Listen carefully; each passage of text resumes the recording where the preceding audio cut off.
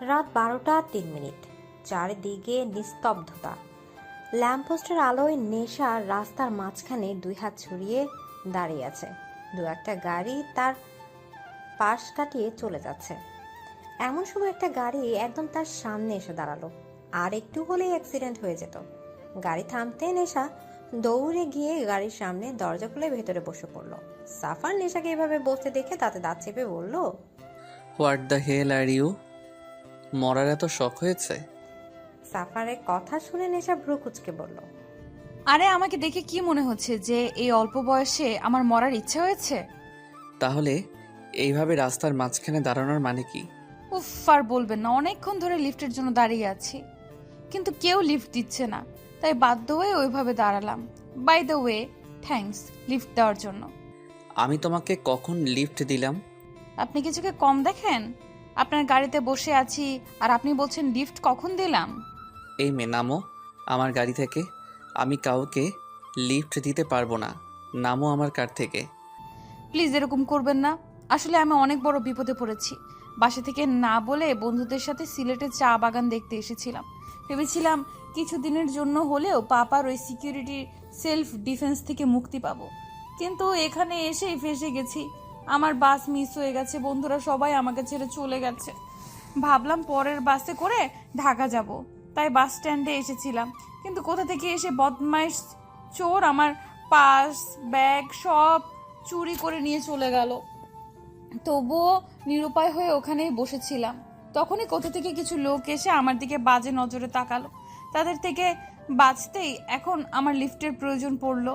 Please আমাকে পৌঁছে দিন ঢাকা। আমি এখন ঢাকায় যাচ্ছি না। আপনাকে যেতেও হবে, আমাকে পৌঁছে দিলেই হবে।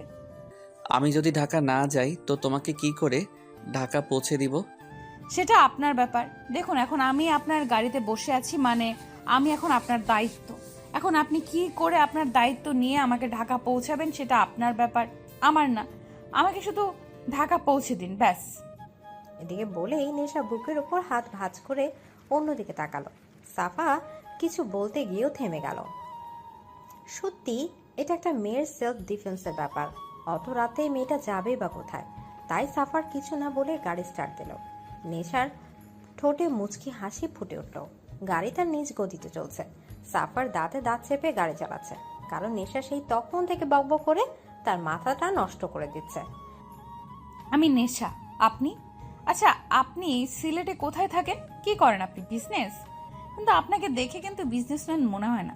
কেমন জানি মাফিয়া মাফিয়া ভাব আপনার চেহারায়, একদম বার পাপার মতো। ইউ নো, আমার পাপাকেও না আগে আমার মাফিয়া মাফিয়া মনে হতো। বলেই নেশা হেসে কুটি কুটি। আচ্ছা, আপনার বিয়ে হয়েছে? দেখে তো মনে হয় না বিয়ে হয়েছে, কারণ আজকালকার হ্যান্ডসাম ছেলেরা আগে ইচ্ছে মতো মেয়ে পটায়, তারপর একটা হাপলা মেয়ে দেখে বিয়ে করে নেয়। তা আপনিও কি মেয়ে পটাচ্ছেন? নেশার কথা শুনে সাফার অগ্নি দৃষ্টিতে তার দিকে তাকালো। তার এই দৃষ্টি দেখে নেশা ভয় বলতে লাগলো, ওকে ওকে, বলতে হবে না। বলে নেশা চুপ করে বসলো। তারপর কিছু একটা ভেবে আবার বলল, আমার কি মনে হয় জানেন তো, আপনাকে দিয়ে মনে হয় কোনো মেয়ে পটেনি, তাই এত রাগ দেখাচ্ছেন আমায়। এবার সাফারের সহ্যের সীমা ছাড়িয়ে গেল। Stop, stop this nonsense. কত কথা বলো তুমি। মনে হচ্ছে কানের মধ্যে হরতাল শুরু হয়ে গেছে। আমি একাই একটা মেয়ে, আপনার কানে কি করে হরতাল করব? হরতাল করতে তো অনেক জনের দরকার হয়। মুখে আঙুল দিয়ে দিয়ে মিনমিন করে বলল নেশা। সাফার কটকট করে তার দিকে তাকালো। ওকে ওকে, আমি চুপ। এই মুখে কুলুপ আটলাম, কিন্তু এই মুহূর্তে আমার কাছে মুখে আটকানোর মতো কুলুপ নেই। আঙুল দিলে চলবে? ওহ গড, স্টপ ইট ইডিয়েট। এদিকে সাফারের ঝাড়ি খেয়ে নেশা চুপ। কিছুক্ষণ দুজনেই নীরব। এমন সময় হঠাৎই নেশা চেঁচিয়ে উঠল, stop stop stop stop the car. এমন আকস্মিক ঘটনায় সাফার কিছুটা অবাক হয়ে গাড়ি থামালো। কি হলো? নেশা রাস্তার পাশে একটা দোকান দেখিয়ে বলল, টি স্টল।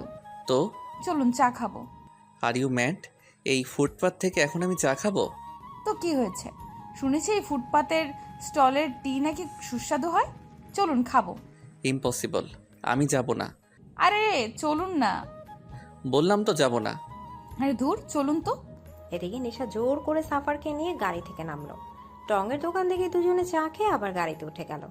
সত্যি টিটা অনেক সুস্বাদু ছিল। তাই আমার তো আমার মাম্মামের হাতের কফির কথা মনে পড়ে গেল। চায়ের সাথে তোমার মায়ের কফির কি সম্পর্ক? চায়ের সাথে না, স্বাদের সাথে সম্পর্ক। আমার মাম্মা অনেক সুন্দর কফি বানায়। কতদিন তার হাতের বানানো কফি খাই না। কাল বাসায় গিয়ে আগে মাম্মামের হাতে কফি খাবো, নয়তো নো টকিং। আর হ্যাঁ, এই মুহূর্তে আমার কাছে টাকা নেই। আমার যা যা খরচ হয় সবটা নিজের ব্রেনে নোট করে নিন, ঢাকায় গিয়ে সব শোধ করে দেব। গাড়ি চলছে, সাথে নেশার বকবকানি। সাফার দাঁতে দাঁত চেপে সবকিছু সহ্য করছে। এই মেয়ে এত কথা বলে কিভাবে? ইচ্ছে করছে ধাক্কা মেরে গাড়ি থেকে ফেলে দেয়। তখনই আবার নেশা বলে উঠল, স্টপ স্টপ স্টপ, গাড়ি থামান। সাফার গাড়ি ব্রেক করে বিরক্তির স্বরে বলল, আবার কি? আইসক্রিম। হোয়াট? আইসক্রিম খাবো। তুমি কি ছোট বাচ্চা যে এখন আইসক্রিম খাওয়ার জন্য বায়না ধরছো? তো আমি ছোটই তো, আমার মধ্যে বড় হওয়ার কি দেখলেন? জানেন, আমার পাপ্পা এখনো আমায় লিটল প্রিন্সেস বলে ডাকে। তাহলে বড় হওয়ার কোনো প্রশ্নই ওঠে না। ইনফ্যাক্ট উঠবেও না, কারণ আমি তো মামা পাপার একমাত্র মেয়ে। আমার ছোট কেউই নেই, তো আমি বড় হব কিভাবে? এটা বলে হাসতে হাসতে শেষ নেশা। Shut up stupid. এখন এত রাতে আমি আইসক্রিম কোথায় পাবো? আপনার সামনেই তো আইসক্রিম ক্যাফে। সাফার পাশে তাকিয়ে থেকে, একটা ক্যাফে ওপেন রয়েছে। এত রাতে কি এই মেয়েটার জন্য এই ক্যাফে খোলা রেখেছে? এটা অসহ্য। সাফার এক রাশ বিরক্ত নিয়ে বেরিয়ে পড়লো আইসক্রিম আনতে। একটা গোটা আইসক্রিমের বাক্স এনে নেশার হাতে ধরিয়ে দিল। নেশা খুশি বাচ্চাদের মতো লাফাতে লাগলো। সাফার গাড়ি চালাচ্ছে আর নেশার দিকে দেখছে। নেশা আইসক্রিম খেতে ব্যস্ত। তার টকটকে গোলাপি ঠোঁটের কোণে একটু আইসক্রিম লেগে আছে। তা দেখে সাফারের ভেতরে তোলপাড় হওয়ার অবস্থা। বুকের ভেতর কেউ হাতুড়ি পেটাচ্ছে। তার হাত পা কাঁপছে। সাফার বারবার অন্যদিকে তাকানোর চেষ্টা করলেও বারবার নেশার দিকে তার চোখ যাচ্ছে। কোনো উপায় না পেয়ে সাফার ধমক দিয়ে বলতে লাগলো, এই মেয়ে এখনো খাওয়া হয়নি? আমার খাওয়া নিয়ে আপনি পড়ে আছেন কেন? আপনারও কি আইসক্রিম খাওয়ার ইচ্ছে হলো নাকি? তা বললেই তো হতো, এত ধমক দেওয়ার কি আছে? এই নিন, এটা খেয়ে নিন। সাফারের দিকে আইসক্রিম এগিয়ে দিয়ে, আমি তোমার মতো ছোট বাচ্চা নই যে আইসক্রিম খাবো।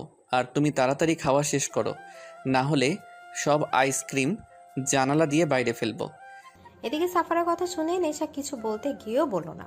অন্যদিকে ঘুরে আইসক্রিম খেতে ব্যস্ত হয়ে পড়ল। জানেন, আমার পাপা না প্রতি রাতে আমার জন্য চকলেট আনে, আর যদি না আনে তাহলে তাকে আমি শাস্তি দিই। কি শাস্তি দেই জানেন? সাফার আর চোখে নেশার দিকে তাকালো। 50 বার কান ধরে উদ্বোস করাই। বলেই হাসতে লাগলো নেশা। আর এই শাস্তিটা আমি পাপাকে প্রতি রাতে দিই, কারণ পাপাকে শাস্তি না দিলে তার পকেট থেকে কোনো চকলেট বেরোয় না। আরে আরে, গাড়ি থামান। এবার আবার কি হলো আপনার? গাড়ি থামিয়ে দিতে দাঁত চেপে বলল সাফার। নেশা হাত দিয়ে একটা লোকের দিকে ইশারা করে বলল, আচ্ছা, ওগুলো কি? আমি কখনোই ওইসব দেখিনি।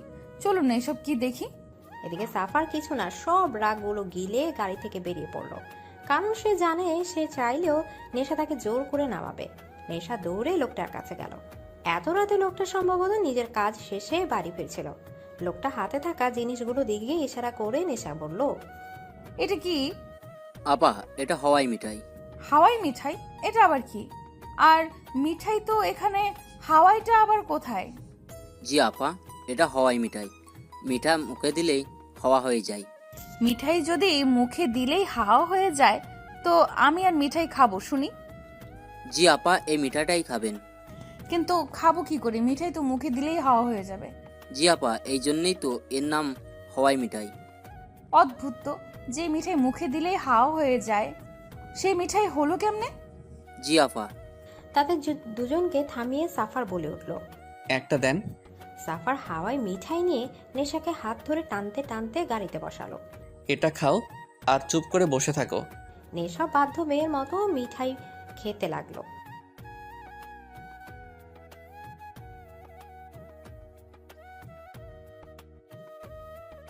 এদিকে আচমকা এমন একটা কথায় সাফার মুহূর্তেই নিজের হার্ট বিট মিস করলো। এই মেয়ে বলেছে কি? এই মেয়ে কি বোঝে না এত রাতেও একা একটা মেয়ে আর সাফার একটা ছেলে একসাথে আছে? এমনিই সাফারে কেমন কেমন যেন লাগছে। তার মধ্যে নেশার এই কথায় সাফারের প্রায় দম বন্ধ হয়ে আসছে। আপনি সত্যি খুব সুন্দর। কেন যে আপনাকে দিয়ে কোনো মেয়ে পড়লো না কে জানে। সাফার শক্ত হয়ে গাড়ির স্টিয়ারিং চেপে ধরে বলল, শ্যাট আপ। আরে সত্যি বলছি, আপনি সত্যিই খুব সুন্দর। আপনি যদি আমাকে পটানোর চেষ্টা করতেন না, তাহলে আমি নিশ্চিত পটে যেতাম। কথা শেষ করার আগেই সাফার এক হাতে নেশার কোমর আর অন্য হাতে তার পেছনে চুল আঁকড়ে ধরে ঠোঁটে ঠোঁট ডুবিয়ে দিল। গাড়ি তার নিজ গতিতে চলছে। নেশার চোখ বড় বড় করে সাফারকে দেখছে, আর সাফার ধীরে ধীরে নেশায় ডুবে যাচ্ছে। কিছুক্ষণ পর সে নেশাকে ছেড়ে আবার গাড়ি চালানোতে মন দিল। নেশা পিঠ সেটে হেলান দিয়ে বসে জোরে জোরে শ্বাস নিতে লাগলো। কি হলো ওটা? সাফার তাকে ভাবতে নেশার শরীরের লোম দাঁড়িয়ে যাচ্ছে। প্রায় অনেকক্ষণ হলো নেশা টু শব্দটিও করছে না। এখন সাফারে কেমন যেন ফাঁকা ফাঁকা মনে হচ্ছে, যেন এই কিছু সময়ে তার নেশার অভ্যাস হয়ে গেছে। সাফার ধীরে ধীরে নেশার দিকে তাকাতে দেখে সে সিটে হেলান দিয়ে ঘুমিয়ে পড়েছে। ল্যাম্পপোস্টের আলোয় নেশার চেহারার এক মায়া ধরা দিয়েছে, যেটা দেখার লোভ সামলাতে পারছে না সাফার। গাড়ি থামিয়ে এক দৃষ্টিতে নেশার দিকে তাকিয়ে রইল। কি মায়া এই মুখে! ঘুমন্ত অবস্থায় যেন নেশাকে সদ্য ফোটা পদ্মার কলি মনে হচ্ছে। নেশাকে দেখে সাফারের মধ্যে এক নেশা কাজ করতে ইচ্ছা করছে, তার ঠোঁটটা আরেকটু ছুঁয়ে দিতে ইচ্ছা করছে। কিন্তু পরক্ষণে নিজেকে সামলে অন্যদিকে তাকালো। কি ভাবছে সে সব? একটা ঘুমন্ত মেয়েকে সেইভাবে দেখছে। সাফার নিজেকে নানাভাবে শাসিয়ে নিজের ব্লেজারটা খুলে নেশার গায়ে জড়িয়ে দিয়ে গাড়ি চালাতে মন দিল। সকালের রৌদ্র চোখ পড়তে নেশার ঘুম ভেঙে গেল। চারিদিকে মানুষের কোলাহল, আর অনেকগুলো বাস দাঁড়িয়ে আছে। ভালোভাবে তাকাতে দেখে এটা বাস স্ট্যান্ড। পাশে তাকিয়ে দেখে সাফার তার দিকে অধীর আগ্রহে তাকিয়ে আছে। কাল রাতের কথা মনে পড়তে নেশা কিছু অস্বস্তি হতে লাগে। নেশা তাড়াতাড়ি উঠতে গিয়েই দেখে তার গায়ে ব্লেজার। এটা যে সাফারের সেটা খুব ভালো করে বুঝলো সে। তাই নিজের খা থেকে ব্লেজারটা নিয়ে সাফারের দিকে এগিয়ে দিয়ে সে গাড়ি থেকে নেমে পড়ল। তারা ঢাকা এসে গেছে। নেশার সাথে সাফারও নেমে পড়ল। নেশা চারদিক তাকাতে দেখে দুটো লোক বাস থেকে নেমেছে। তাদের দেখেই নেশার রাগ মাথায় উঠল। এই তো এরাই সেই দুজন যারা কাল আমায় বাজে নজরে দেখেছিল। দাঁড়া, আজ তোদের আমার হাত থেকে নিস্তার নেই, বজ্জাত কোথাকার। এদিকে বলেই যে নেশা তাদের দিকে এগোচ্ছে, তার আগে পরপর দুটো গুলি এসে তাদের বুক ফুটো করে দিল। নেশা হতভম্ব হয়ে দাঁড়িয়ে পড়ল। কি হলো এটা? ধীরে ধীরে পেছনে তাকাতে দেখে সাফার গান হাতে দাঁড়িয়ে আছে, আর তার গান থেকে এখনো ধোঁয়া বেরোচ্ছে। চারপাশ লোক চুরি করতে লাগলো। নেশা অবাক হয়ে সাফারের কাছে গেল। এটা কি করলেন? যে আমার নেশার দিকে চোখ তুলে তাকানোর সাহস করবে তাদের সবার এই অবস্থাই হবে। মানে মানে এই মাফিয়া খুব করে নিজের জিনিসে যত্ন রাখতে জানে। মাফিয়া? এই যে কি করলো নেশা? কয়েকটা লোকের হাত থেকে বাঁচতে একটা মাফিয়ার কাছে সে আশ্রয় চেয়েছিল, আর পুরো রাত সে একটা মাফিয়ার সাথে ছিল। পুরো পৃথিবীর নেশার চারদিক ঘুরছে। পৃথিবীর রং ঝাপসা হয়ে আসছে। ধীরে ধীরে সে লুটিয়ে পড়ল, কিন্তু মাটিতে পড়ার আগে এক হাত তার কোমর জড়িয়ে ধরল। সে হাতের মালিক বাঁকা হেসে বলল, মাত্র এইটুকুতেই অজ্ঞান?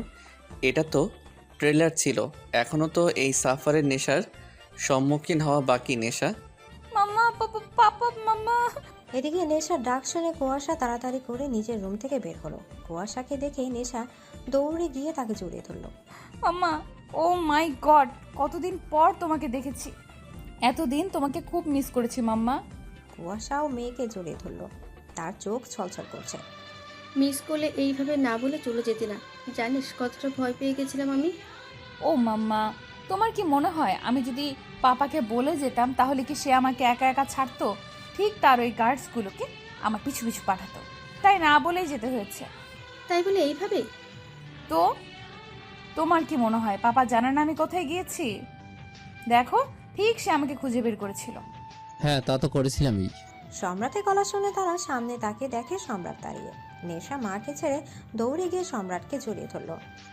কিন্তু তবুও আমি তোকে একা ছেড়েছি, কারণ তুই স্বাধীনতা চেয়েছিস, আমি দিয়েছি। তবে এটাই ফার্স্ট অ্যান্ড লাস্ট টাইম, ওকে? আর কখনো যেন এরকমটা না হয়। ওকে ওকে পাপা। তাই এই কয়দিন কেমন কাটালি সিলেটে? সত্যি পাপা, ফ্রিডম যে এতটা সুন্দর হয় সেটা আমি এই প্রথম বুঝলাম। কিন্তু তার মধ্যেও তোমাদের আমি খুব মিস করেছি জানো তো। আর কখনো তোমাদের ছেড়ে কোথাও যাব না, promise. Okay my little princess, আমিও তোকে আর কখনো একা ছাড়ছি না। হলো তোমাদের দুই বাবা মেয়ের ভালোবাসা। এখন যা, গিয়ে তাড়াতাড়ি ফ্রেশ হয়ে খেতে আয়, জলদি যা। উফ পাপা, বলো তো, সব সময় পাপ্পা মেয়ের ভালোবাসার মধ্যে মাম্মারা ভিলেন হয়ে কেন ঢুকে পড়ে? কুয়াশা নেশা নাক টেনে দিয়ে বলল, তোমাদের দুই পাপা মেয়েকে সোজা করতে মাম্মামকে তো ভিলেন হতেই হবে। এইবার যা তাড়াতাড়ি। ওকে যাচ্ছি। এদিকে মন খারাপ করে নেশা উপরে নিজের রুমে চলে গেল। সম্রাট পকেটে হাত রেখে মেয়ের যাওয়ার দিকে তাকিয়ে রইল। মেয়েটা বড় হয়ে গেছে, একা একা স্বাধীনতার খোঁজে বেরিয়ে পড়েছে। নেশা রাস্তার পাশ দিয়ে হাঁটছে, তার পেছনে 4টা হনুমান মার্কা বডিগার্ডও। নেশা তাদের দেখে রাগ মাথায় চড়ছে, ইচ্ছে হচ্ছে এখান থেকে দৌড়ে পালাতে, কিন্তু দৌড়েও তো কোনো লাভ নেই। এই হনুমানরাও তার পেছন পেছন দৌড় লাগাবে। উফ, অসহ্য। আরে আইডিয়া, ইয়েস! এখন যদি নেশা দৌড়ে তার পিছু পিছু এরাও দৌড়াবে। এই দৃশ্য পাবলিক দেখলে ভাববে দিন তাহারে এরা মেয়ের পেছনে লেগেছে। তখন এক একটা পাবলিকের এক একটা কেলানিতে হনুমান থেকে বাদর হতে জাস্ট 2 মিনিট লাগবে। এই হনুমানদের একটা শিক্ষা হয়ে যাবে। Wow Nesha, wow, you are the great. কে বলে তুই ইডিয়েট? কত বুদ্ধি তোর মাথায়। নেশা নিজেই নিজেকে বাহবা দিল এই প্ল্যানের জন্য। সে একবার এদিক ওদিক দেখে দিল একদম। আরে ম্যাডাম, কই যান? দাঁড়ান, কোথায় যাচ্ছেন ম্যাডাম? বলেই তার বডিগার্ডরাও তার পেছন পেছন দৌড়। নেশা দৌড়াতে দৌড়াতে কারোর সাথে ধাক্কা খেয়ে রাস্তায় পড়ে যায়। ও মাই গড, আমার কোমর! কোন দানবের বাচ্চা এভাবে ধাক্কা! এটা বলতে গিয়ে চোখ তুলে তাকিয়ে নেশা মুখ এক হাত হা হয়ে যায়। এ তো সাফার। Oh my god, what a handsome look! নীল শার্টের উপর কালো ব্লেজার, চোখে কালো সানগ্লাস, কানে ইয়ারফোন, ড্যাশিং হেয়ার, পকেটে হাত দিয়ে সেই অ্যাটিটিউড নিয়ে তার দিকে তাকিয়ে আছে। কিন্তু নেশা বেশিক্ষণ আর সাফারকে দেখতে পারল না, কারণ তার আগে সাফারের বডিগার্ডরা নেশার দিকে বন্দুক তাক করেছে আর নেশার গার্ডরা তাদের দিকে। এদের পজিশন দেখে মনে হচ্ছে এই মুহূর্তে তৃতীয় শুরু করার জন্য তারা প্রস্তুত। নেশা তাদের দেখে তাড়াতাড়ি উঠেই তার গার্ডসদের গান নামাতে বলল। সাফারও হাতের ইশারায় তার গার্ডসদের সরে যেতে বলল। গার্ডসরা গান নামিয়ে সাফারের পেছনে গিয়ে দাঁড়ালো। নেশা সাফারকে কিছু বলতে যাবে তার আগে সাফার নেশাকে নাচেনা ভান করে পাশে থাকা অফিসের দিকে যেতে লাগলো। নেশা হা করে তার যাওয়ার দিকে তাকিয়ে রইল। তাকে ইগনোর করলো, নেশা খানকে ইগনোর করলো। এত বড় অপমান! ইচ্ছে হচ্ছে এখনই গলাটা টিপতেই। হাত গলা টেপার মতো করে বাড়িয়ে আবার নিচে নামিয়ে দিল। দূর, এত বড় একটা দানবের গলাও কি করে টিপবে? কত ছোট একটা লিটল প্রিন্সেস।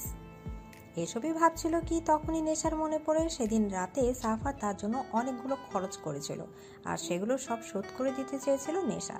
নেশা আবার দৌড়ে সাফারের দিকে যেতে লাগলো। এই যে শুনছেন?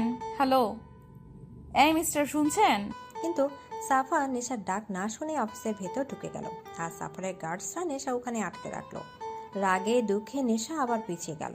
এত তাড়াতাড়ি একটা মানুষ কি করে একটা মানুষকে ভুলে যেতে পারে? তার উপর এভাবে ইগনোর করলো। সেদিন খুব বলেছিল আমার নেশার দিকে তো চোখ তুলে তাকাবে, তাদের সবার একই অবস্থা হবে। আর আজকে ভুলে গেল। নেশার চোখের জল চলে গেল। সে চোখের জলটা মুছে হাঁটাতে লাগলো। হাঁটতে হাঁটতে আবার থেমে গেল। আচ্ছা, সে হাঁটছে কেন? পেছনে ফিরে গার্ডসের দিকে রাগই লুক করে নিক্ষেপ করলো আর বলল, আমরা হাঁটছি কেন? জি ম্যাডাম, ভার্সিটি থেকে ফেরার সময় আমাদের গাড়ি নষ্ট হয়ে যায়, আর আপনিও জেদ ধরেন হেঁটে হেঁটে বাড়ি ফেরার জন্য। তো আমি যা বলবো তোমরা কি তাই করবে? আমার কথা শোনার জন্য পাপা তোমাদের কাজে রেখেছে। সব সময় শুধু পিছু পিছু ঘুরে বেড়াও। মেয়েদের পিছু পিছু ঘুরতে খুব ভালো লাগে, তাই না? জি মানে না ম্যাডাম। Shut up! এক্ষুনি ড্রাইভারকে ফোন করো আর গাড়ি নিয়ে আসতে বলো। Hurry up! Okay madam. নেশা বুকে হাত ভাঁজ করে অন্যদিকে তাকিয়ে মুখ চেপে হাসছে। আছে খুব করে এই হনুমানদের জব্দ করতে পেরেছে। আর তো লাফানোর ইচ্ছা হচ্ছে। হি হি। লিফট খুলতে সাফার ওখান থেকে বেরিয়ে সামনের 104 নম্বর ওয়ার্ডে ঢুকে পড়ে, আর তার গার্ডরা তার পিছু পিছু এসে দরজার সামনে দিকে দাঁড়িয়ে পড়ে। রুমের মধ্যে বড় টেবিলের দুপাশে বেশ কয়েকজন নামকরা বিজনেসম্যান বসে আছে। সাফার সোজা টেবিলের মাথায় গিয়ে 2 হাত টেবিলে গিয়ে একটু বুকে দাঁড়ায়। এদের সবাইকে সাফারের লোক ভয় দেখিয়ে এখানে এনেছে। বিজনেসম্যানদের মধ্যে একজন বলে উঠল, আমরা সবাই আপনার ডিল অ্যাকসেপ্ট করলাম, শুধু আমাদের ফ্যামিলি যেন কিছু না হয়। অবভিয়াসলি আমি আপনাদের ওপর সন্তুষ্ট থাকলে আপনারাও আপনাদের ফ্যামিলি নিয়ে সন্তুষ্ট থাকবেন। শুধু সম্রাট খানকে টপ বিজনেসম্যান থেকে পথের ভিখিরি বানাতে হবে। মার্কেটে ওনার ছোট বড় যত শেয়ার আছে সবগুলোকে ফার্স্ট আউট করতে হবে, সবগুলোর সেল ডাউন করতে হবে। আর এই জন্য আপনারা যা করার তাই করুন, আর আপনাদের প্রয়োজনীয়তা মিটিয়ে দেওয়ার দায়িত্ব আমার। সাফা টেবিল থেকে হাত উঠিয়ে সোজা হয়ে দাঁড়িয়ে ব্লেজার ঠিক করতে করতে বলে, এনিথিং এলস? আপনি এত বড় একজন মাফিয়া হয়ে বিজনেসম্যান সম্রাট খানের ক্ষতি কেন চান? ওনার সাথে আপনার কি শত্রুতা? এদিকে একজন খুব উৎসাহ নিয়ে জানতে চাইল। সাফার আবার খুব জোরে টেবিলে 2 হাত রেখে দাঁতে দাঁত চেপে বলল, যা করতে বলা হয়েছে আপনি শুধু সেটুকুতেই মন দিন। বেশি এক্সাইটমেন্ট আপনার জন্য খুব খারাপ হতে পারে। সাফারের ভয়ঙ্কর রূপ দেখে সবাই দমে গেল। সাফার একবার সবার দিকে চোখ বুলিয়ে সোজা হয়ে দাঁড়িয়ে আছে। নিজের ব্লেজার ঠিক করতে করতে রুম থেকে বেরিয়ে গেল। সাফার অফিস থেকে বেরোতেই তাড়াতাড়ি গার্ডস এসে গাড়ির দরজা খুলে দিল। সাফার গাড়িতে বসতেই গার্ডসরা কার স্টার্ট দিল। গাড়ি চলতে চলতে হঠাৎ মাঝ রাস্তায় থেমে যায়। সামনে কতগুলো সাদা গাড়ি এসে দাঁড়িয়েছে। গাড়িগুলো দেখে সাফারের ঠোঁটে বাঁকা হাসি ফুটে উঠল। গার্ড এসে গাড়ির দরজা খুলে দিতে সাফার গাড়ি থেকে নেমে সামনে যায়। সম্রাট পকেটে হাত রেখে গাড়ির সামনে দাঁড়িয়ে আছে।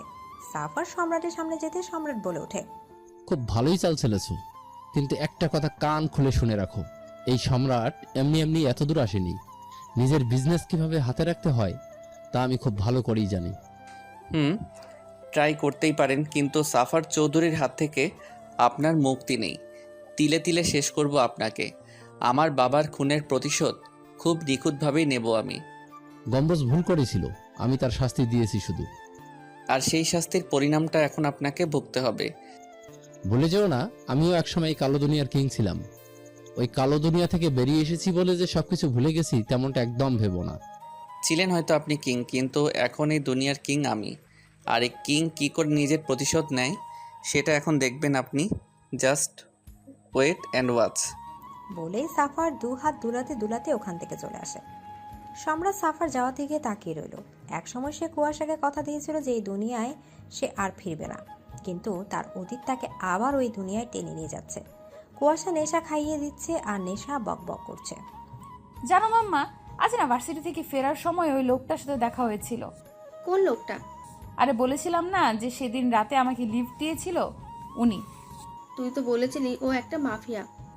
হ্যাঁ তাই তো, কিভাবে আমার সামনেই থাক ওই বাজে লোক দুটোর বুকে গুলি মেরে ফুটো করে দিয়েছিল। বেশ করেছে। কি রকম আমার দিকে বাজে নজরে তাকাচ্ছিল, পারলে আমার উপর উঠে যেত। ইচ্ছে করছিল ওখানে মাথায় গুলি মেরে খুলি উড়িয়ে দিই। তবে আমার কাজটা উনি করে দিয়েছিলেন, ভালোই হলো তাই না? মানুষ খুন করা ভালো কি করে হলো? আর দেখা হলো, কি বললেন উনি? ধুর, এটাই সমস্যা। কিছুই তো বললেন না উনি, ফুল ইগনোর করে চলে গেলেন। হয়তো মনে নেই তোর কথা।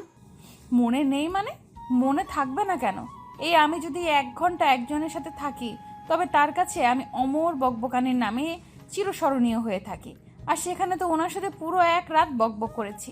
তাহলে এত তাড়াতাড়ি উনি কি করে আমায় ভুললেন? আচ্ছা, ভুলেছে তো ভুলেছে, এতে কি বা আসে যায়? আসে যায়, অনেক কিছুই আসে যায়। মানে আমি কিছু জানি না, তবে ওনার ইগনোর কেন জানি আমি কিছুতেই মেনে নিতে পারছি না। কথাটা শোনার সাথে সাথে কুয়াশার বুক ধক করে ওঠে। কি বলছে নেশা? তাহলে নেশা শেষে একজন মাফিয়ার? আর কিছু ভাবার আগে এই কথা থেকে সম্রাট এসে ডাইনিং টেবিলে নেশার পাশে এসে বসে। কি কথা হচ্ছিল শুনি? কিছু না বাবা, তুমি এতক্ষণ কোথায় ছিলে? এই তো এখানেই। সো মিসেস খান, শুধু কি মেয়েকেই খাওয়াবেন নাকি আমাকে একটু ভাগ দেবে? কেন হবে না, এই তো দিচ্ছি। বলে সম্রাটের জন্য খাবার খুলতে যাবে, তখনই সম্রাট বলে ওঠে, আরে এ কি করছো? আমি নিজে খাচ্ছি না, আমাকেও খাইয়ে দাও। কি, আপনি কি ছোট বাচ্চা যে আপনাকে খাইয়ে দিতে হবে? বাড়ির ছোট বাচ্চা নই তো কি হয়েছে? তোমার স্বামী তো। মেয়ের সামনে কি শুরু করলেন বলুন তো? ওমা, প্রিন্সেস আছে তো কি হয়েছে? এত আবার ফুর্তি তোমার ভালোবাসা? নেশা খিটখিটি হাসতে লাগলো। আপনি চুপ করবেন? Okay little princess, close your eyes. তোমার মাম্মাস লজ্জা পাচ্ছে। ওকে। নেশা জলদি নিজের চোখ কটকট করে বন্ধ করে নিল। এবার তো কোনো প্রবলেম নেই, এবার দাও তো, খুব খিদে পেয়েছে। উফ, এরা বাবা মেয়ে 2 এক। কুয়াশা এক গুণে রাগ নিয়ে সম্রাটকে খাইয়ে দিল। আর সম্রাট কুয়াশার রাগে লুক দেখে একটু হেসে চোখ টিপ দিল। এদিকে নেশা রেস্টুরেন্টে বন্ধুদের সাথে বসে আছে, আর তার গার্ডসরা কিছু দূরে দাঁড়িয়ে আছে। তারা টুকটাক কথা বলছে আর লাঞ্চ করছে। এমন সময় তার এক ফ্রেন্ড বলে উঠল, হে গাইস, ছেলেটাকে দেখ, হোয়াট এ হ্যান্ডসাম। ইচ্ছে হচ্ছে টুপ করে গিলে ফেলি। তার কথা শুনে নেশা পেছনে তাকালো। ও মাই, যে সাফার! সাফার তার গার্ডদের নিয়ে রেস্টুরেন্টে ঢুকছে। ও রেস্টুরেন্টে কি করছে? মাফিয়া মানুষ কি এখন তাদের সাথে একই রেস্টুরেন্টে বসে লাঞ্চ করবে নাকি?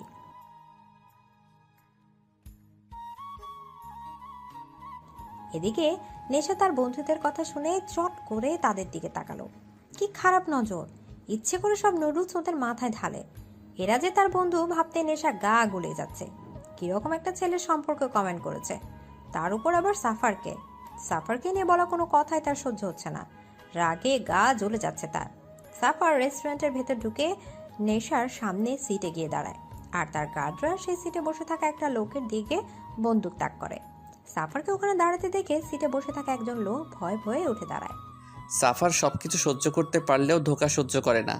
আমার সব ডিটেলস, আমার গোপনে সম্রাট খানকে দেওয়ার মতো ধোঁকা দিয়েছিস তুই আমাকে, আর শাস্তি খুব ভয়ানক হবে। সরি স্যার, এবারের মতো ক্ষমা করে দিন, আর এরকম হবে না। এবারের মতো ক্ষমা করে দিন প্লিজ স্যার, প্লিজ। সাফারের কাছে একটা ভুলই তার ফার্স্ট অ্যান্ড লাস্ট ভুল হয়। সাফার অন্যদিকে তাকায়। Shoot him. এদিকে কথাটা বলার সাথে সাথে গার্ডরা ওই লোকের শরীর গুলিতে ছাতরা করে দেয়। ইতিমধ্যে রেস্টুরেন্টে সবাই পালাই করছে। সেখানে দুটি পুলিশও ছিল। সাফারকে দেখে তারা ভয়ে পিছিয়ে যায়। নেশা থ মেরে দাঁড়িয়ে আছে। সবকিছু মাথার উপর দিয়ে যাচ্ছে। সাফারের কথা তো তার কানেই আসেনি, কিন্তু সাফারের রাগী লোক দেখে সে বুঝেছে হয়তো কোনো বড় ভুল করেছে এই লোকটা। গার্ডরা এসে নেশাকে ঘিরে রেস্টুরেন্ট থেকে বের করতে এলে নেশা চট করে বলে ওঠে, আমি ওয়াশরুমে যাব। পরে যান ম্যাডাম, এখন এখান থেকে চলে যান। আমি এক্ষুনি যাব। Madam please. বললাম তো আমি এক্ষুনি যাব, মানে এক্ষুনি যাব। এদিকে গাছরা উপায় না পেয়ে নেশাকে রেস্টুরেন্টের ভেতর নিয়ে যায়। নেশা লেডিস টয়লেটে ঢুকে পড়ে, আর গাছরা দরজার বাইরে দাঁড়িয়ে থাকে। নেশা তাড়াতাড়ি নিজের গলার স্কার্ফ দিয়ে হিজাব পাতে, আর নিজের জ্যাকেট খুলে উল্টো করে পড়ে। জ্যাকেটের উপর কালো হলেও ভেতরে রং ধূসর। তারপর নিজেকে একদম ফিট করে নেশা বেরিয়ে আসে। প্রথমে গার্ডসদের দেখে নেশা থমকে যায়, কিন্তু গার্ডরা তাকে চিনতে না পারে লাভ দিয়ে নাচতে নাচতে ওখান থেকে চলে আসে।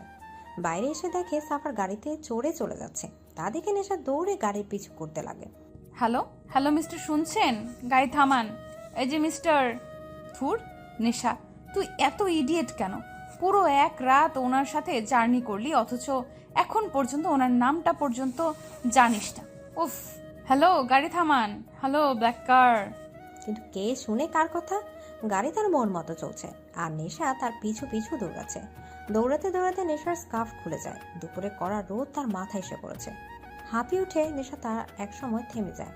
হাঁটুতে হাত দিয়ে জোরে জোরে নিঃশ্বাস নিতে লাগে।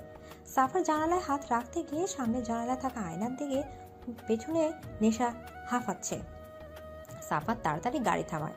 গাড়ি থামতে সাফের গাড়ি থেকে নেমে পড়ে। সাফারকে গাড়ি থেকে নামতে দেখে নেশার ঠোঁটের কোণে হাসির লেখা ফুটে ওঠে, কিন্তু বেশিক্ষণ নিজেকে ধরে রাখতে পারে না। এর আগে কখনোই সে এতটা দৌড়ায়নি। তার উপর এই কড়া রোদ আর সহ্য হলো না। মাথা ঘুরে ওখানেই পড়ে গেল। যখন জ্ঞান ফিরল তখন নেশা নিজেকে বেডের ওপর আবিষ্কার করে। ভালো করে চারদিক তাকিয়ে দেখে ও একটা বিশাল বড় বেডরুমে শুয়ে আছে, আর তার বেডের পাশে একটু দূরে থাই গ্লাস ভেদ করে একজন রাতের শহর দেখতে ব্যস্ত। নেশা মাথায় হাত দিয়ে উঠে বসে। ও কোথায়? এটা কি করে এলো এখানে? এটা তো ওর রুম নয়। তাহলে এটা কার রুম? কোথায় ও? পরক্ষণে তার মনে পড়ে সে সাফারের গাড়ির পিছু পড়েছিল। তারপরে আর কিছু মনে নেই। নেশা পাশে দাঁড়িয়ে থাকা লোকটাকে পেছন থেকে ভালো করে দেখে বুঝতে পারে ওটা সাফার। সাফার এখানে কি করছে? নেশা তাড়াতাড়ি উঠে সাফারের কাছে যায়। আমি এখানে কি করে এলাম, আর আপনি এখানে কি করছেন? নেশার গলা শুনে সাফার তার দিকে ঘুরে তাকায়। আমার বাড়ি, আমার রুম, আমি থাকবো না তো আর কে থাকবে? এটা আপনার বাড়ি? ও মাই গড, রাত হয়ে গেছে আর আমি এখানে। এতক্ষণে বাড়িতে নিশ্চয়ই মাম্মা পাপার টেনশন করছে আমার জন্য, কিন্তু আমি এখানে এলাম কি করে? নিশ্চয়ই উড়ে আসুনি। আপনি এনেছেন? কেন, অন্য কারোর আনার কথা ছিল?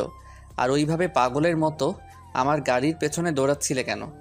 আরে সেদিন রাতে তো আপনি আমার জন্য অনেক খরচ করেছিলেন, সেগুলোর ঋণ তো শোধ করা বাকি ছিল, সেই জন্যই তো। আচ্ছা, তুমি আমার ঋণ শোধ করতে চাও? তাড়াতাড়ি বলে দিন আমার কত হয়েছে, আমি শোধ করে দেই। আমায় আবার বাড়িও ফিরতে হবে। সাফার বাঁকা হেসে নেশার দিকে এগিয়ে গিয়ে বলে, তোমার যা ঋণ হয়েছে সেটা শোধ করার সাধ্য তোমার নেই। অনেক বড় ঋণ, সেটা চুকাতে চুকাতে সারা জীবন লেগে যাবে তোমার। মানে কি? শুধু কিছু খাবারে তো খেয়েছিলাম। সত্যি তুমি ইডিয়েট। বলে চলে যাচ্ছিল তখনই নেশা বলে, আমি বাড়ি যাব। বাড়ি যাওয়ার নাম ভুলে যাও, এখন থেকে তোমায় এখানেই থাকতে হবে। বলেই হাঁটা ধরল। মানে কি? এখানে থাকবো মানে? আমার কি বাড়িঘর নাই? আমি বাড়ি যাব, আর যাব মানে যাব, এক্ষুনি যাব, এই মুহূর্তে যাব, আর আপনি আমায় বাড়ি পৌঁছে দিবেন। এদিকে নেশার জেদ দেখে সাফার রেগে গিয়ে ঘুরে নেশার কাছে এসে কোটের নিচে থাকা বন্দুক হাতে নিয়ে সোজা নেশার কপালের মাঝখানে তাক করে। নেশা বড় বড় চোখ করে সাফারের দিকে তাকায়। সাফা নেশার দিকে বন্দুক তাক করে তার দিকে এগোতে লাগে। নেশা পেছোতে পেছোতে থাই গ্লাসের সাথে লেগে যায়। সাফার নেশার একদম কাছে গিয়ে বন্দুক কপাল থেকে সাইড করে নিচে নামাতে নামাতে বলে, বেশি কথা বলা আমি একদম পছন্দ করি না। আমি যখন বলেছি তুমি এখানে থাকবে মানে এখানে থাকবে। Got it? যদি পালানোর চেষ্টাও করেছো তো এর ফল অনেক খারাপ হবে তোমার জন্য। নেশা চট করে তার গালে ধরে থাকা বন্দুক ধরে ফেলে। সাফারের হাত থেকে বন্দুক নিয়ে পাশে গিয়ে সাফারের দিকে বন্দুক তাক করে বলে, অতটা ইডিয়েট ভাববেন না আমাকে। নিজের প্রোটেকশন নিজে করতে পারি। যার আগে পিছে 4টা হনুমান ইয়া বড় বড় গান নিয়ে ঘুরে বেড়ায়, তাকে আপনি এই ছোট্ট খেলনা দিয়ে কি ভয় দেখাবেন? এদিকে বলেই নেশা হাতে থাকা বন্দুক দিয়ে শুট করলো। না না, সাফারকে নয়, পাশের থাই গ্লাসে। গ্লাস আঘাত পেয়ে ঝনঝন করে ভেঙে পড়তে লাগলো। সাফার খুব স্বাভাবিকভাবে এই দৃশ্য দেখছে, যেন সেটাই আশা করেছিল। এখান থেকে পালানো আমার জাস্ট 2 মিনিটের ব্যাপার। এদিকে সাফার পকেটে হাত রেখে নেশার দিকে এগোতে লাগলো। সাফারকে এগোতে দেখে নেশা তার দিকে গান তাক করে আমতা আমতা করে পেছনে যেতে লাগলো। আপনি এইভাবে এগোচ্ছেন কেন? দেখুন, আমি কিন্তু আপনাকে ভয় পাই না, তাই এইভাবে এগোনো বন্ধ করুন। কি হলো, আমার কথা শুনতে পাচ্ছেন না? আমি কিন্তু শুট করব, একদম এগোবেন না আর। নেশা পেছোতে পেছোতে একদম কিনারায় চলে যায়। থাই গ্লাস ভাঙা। সে পেছোতে পেছোতে তার পা কিনারা গিয়ে ফসকে যায়। নেশা পড়তে যাবে তার আগে সাফার এক হাত তার অন্য হাত ধরে ফেলে। নেশা কটকট করে চোখ বন্ধ করে নেয়। হাত থেকে গানটা পড়ে যায়। প্লিজ প্লিজ ছাড়বেন না, প্লিজ ছাড়বেন না। Oh god, please save me, please please ছাড়বেন না প্লিজ। আমি ঠিকই ভেবেছিলাম you are a too much idiot. Gun তোমার হাতে ছিল আর তুমি আমাকে শ্যুট না করে থাই গ্লাসে করলে এখান থেকে পালানোর জন্য। ওকে, তো আমি তোমাকে হেল্পই তো করছি। এদিক দিয়ে তো পালাতে চাইছিলে তাই না? তো পালাও দেখি কতটা ব্রেভ তুমি। বলে হাতে একটু ছাড় দিল। নেশার সঙ্গে সঙ্গে আরেক হাতে সাফারের হাত চেপে ধরলো। নো নো, ছাড়বেন না, ধরে থাকুন। আমি তো জাস্ট ঢপ মারছিলাম। আপনি আমার কথায় মাইন্ড নিচ্ছেন কেন? আমি তো ছোট বাচ্চা একটা। এত উঁচু থেকে পড়লে আমার শরীরের হাড় দিয়েও খুঁজে পাওয়া যাবে না। প্লিজ, আমি এই বয়সে মরতে চাই না। প্লিজ আমাকে ধরে থাকুন, আমার হাত ছাড়বেন না। প্লিজ ধরে থাকুন।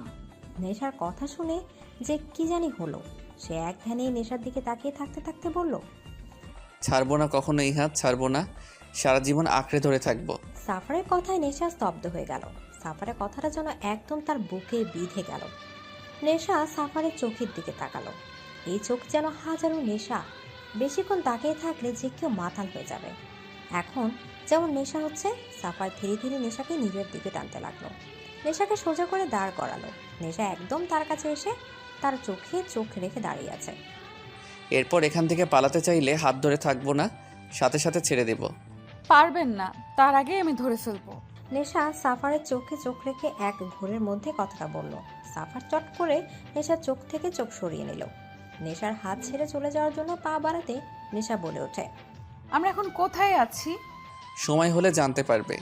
এদিকে বলেই চলে যাওয়ার জন্য পা বাড়ালো। সাথে সাথে নেশা আবার ডাক দিল, অ্যাটলিস্ট আপনার নামটা তো বলে যান।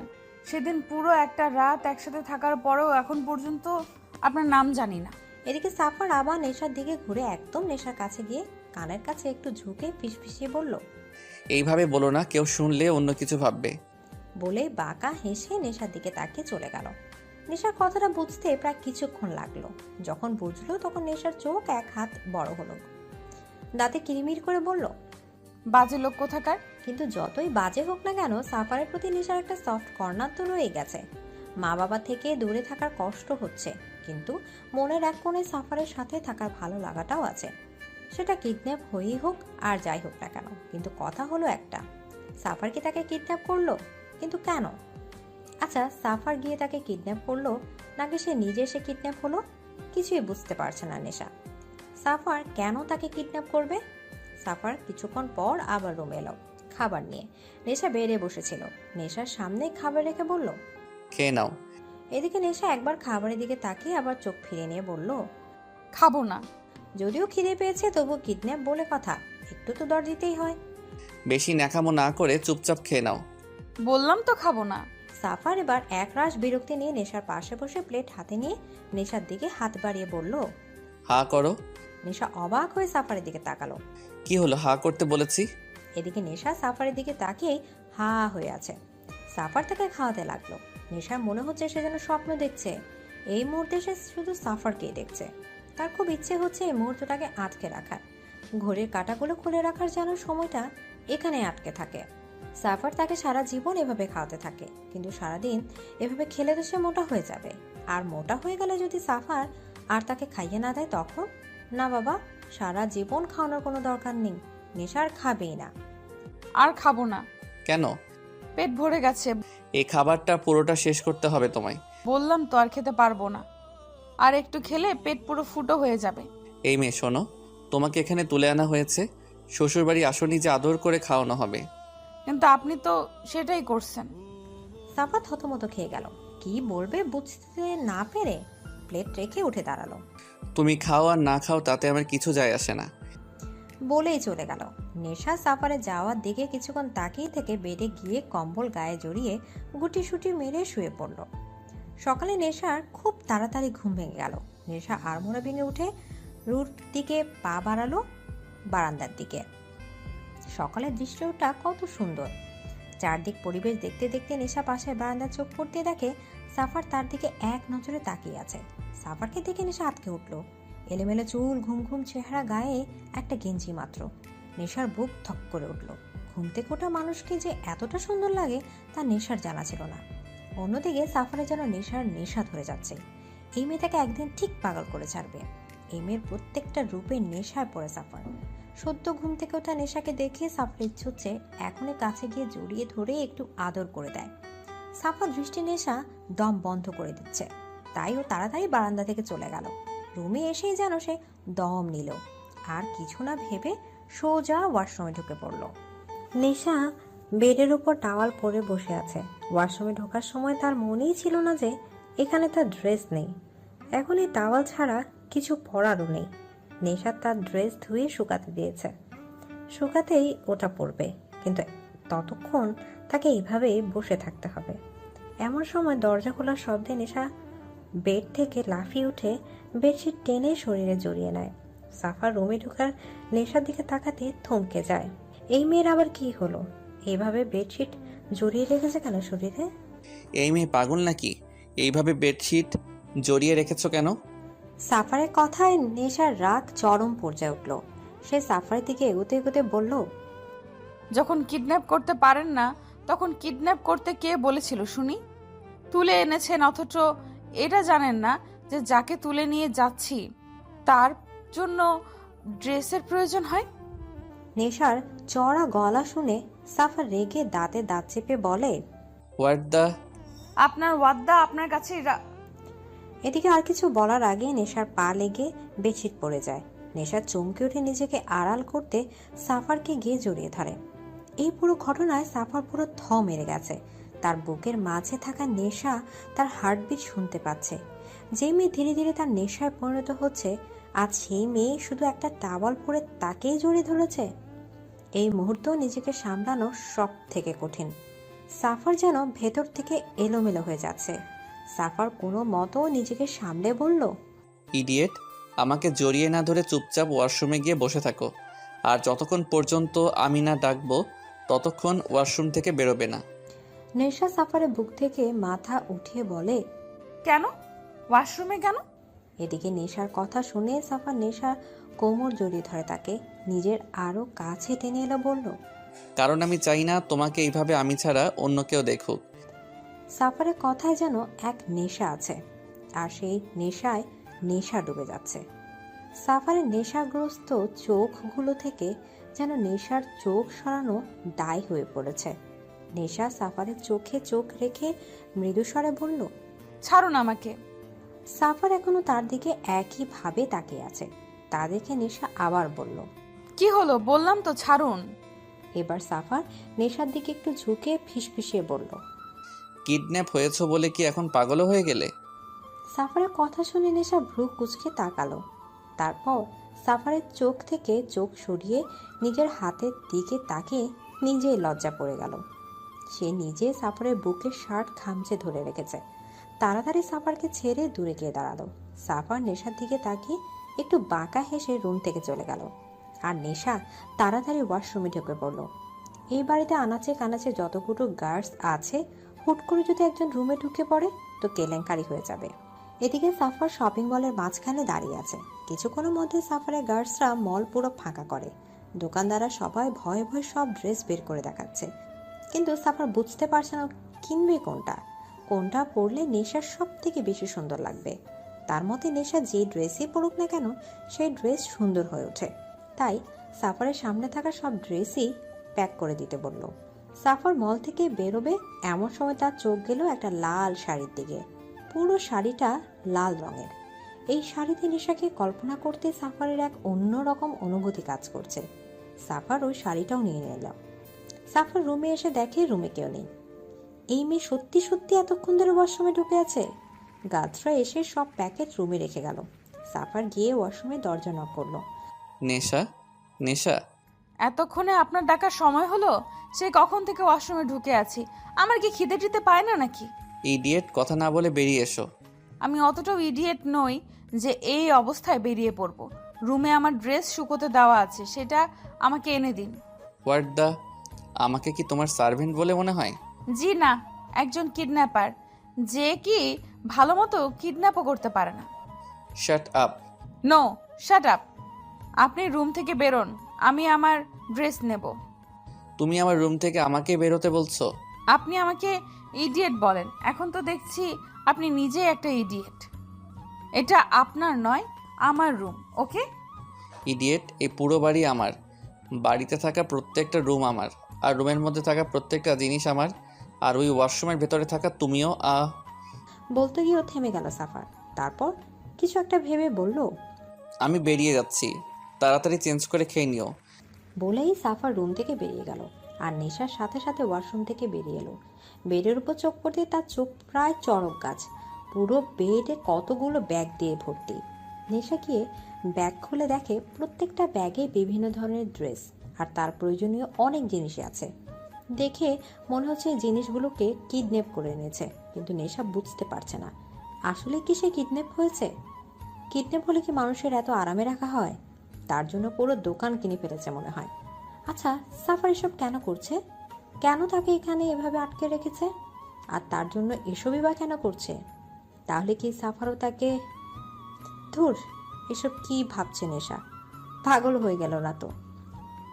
সাফারের মতো একটা মাফিয়া তার মতো ইডিয়েটকে কেন? উফ, আর ভাবতে ভালো লাগছে না। পাগল হয়ে যাবে নেশা। নেশা তাড়াতাড়ি একটা গাউন নিয়ে চেঞ্জিং রুমে চলে গেল। রাস্তায় সাফারের গাড়ির একদম সামনে সম্রাটের গাড়ি দাঁড় করানো। সাফার আর সম্রাট দুজনে মুখোমুখি। সম্রাট আজ চুপসে গেছে। মেয়ের চিন্তা থেকে তাকে কুড়ে কুড়ে খাচ্ছে। কথায় আছে, কি করছে কিচ্ছু জানে না। অন্য কোনো দিন সম্রাট মাত্র কয়েক ঘন্টা নেশার লোকেশন বের করে ফেলত, কিন্তু এবার তারও কোনো চিহ্ন নেই। আজ খুব অসহায় লাগছে নিজেকে তার। তার মধ্যে সাফার তার চারদিকে ঘিরে আছে, যেন কোনো সময় সে কিছু করে ফেলতে পারে। সাফারকে সে খুব ভালো করেই চেনে।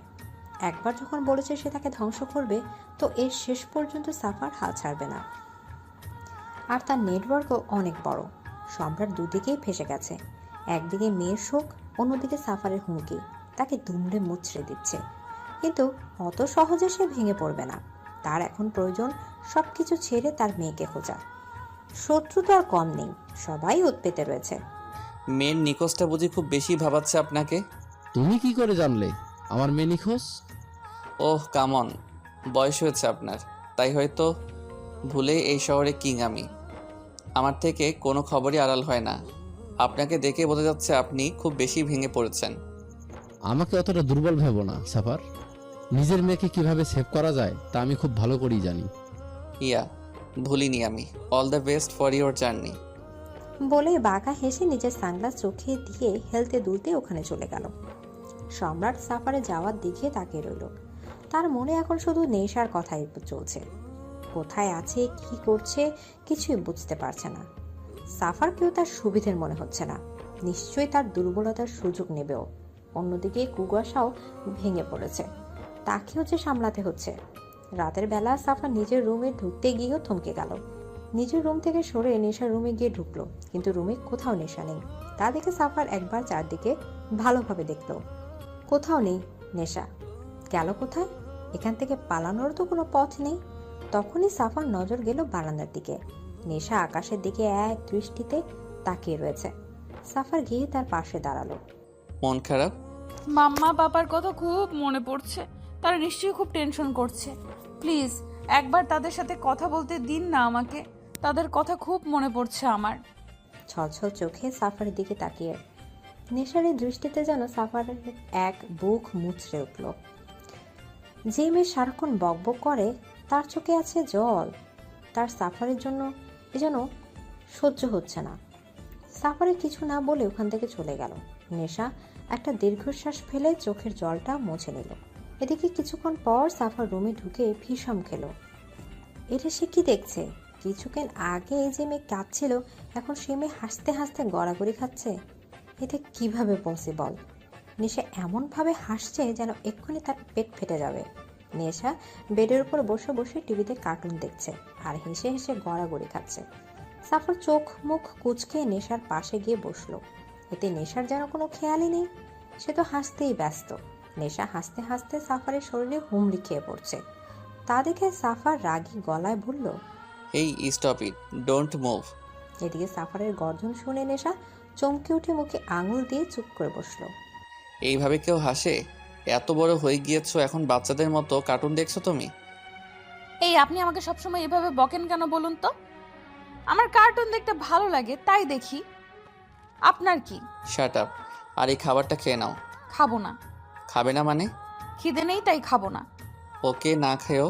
আমি ভেবেছিলাম ডিনার করার পর এই চকলেটটা আমি তোমাকে দেব, কিন্তু এখন যখন তুমি ডিনার করবে তো চকলেটটা না হয় আমি অন্য কাউকে দিয়ে দেব। বলেই উঠতে যাবে, তার আগেই নেশা সাফারের হাত চেপে ধরে। এত রাগ করছেন কেন? খাচ্ছি তো, এমনিও আমার খুব খিদে পেয়েছে। ওহ গুড গার্ল।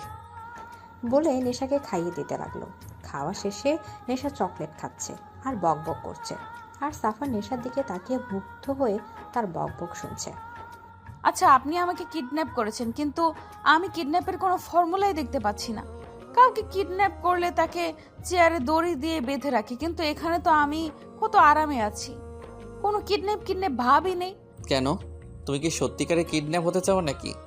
আসলে কি বলুন তো, কিডন্যাপ তো তাদেরই করে যারা স্পেশাল হয়, আর এখন আমিও কিডন্যাপ হয়েছি, মানে আমিও স্পেশাল।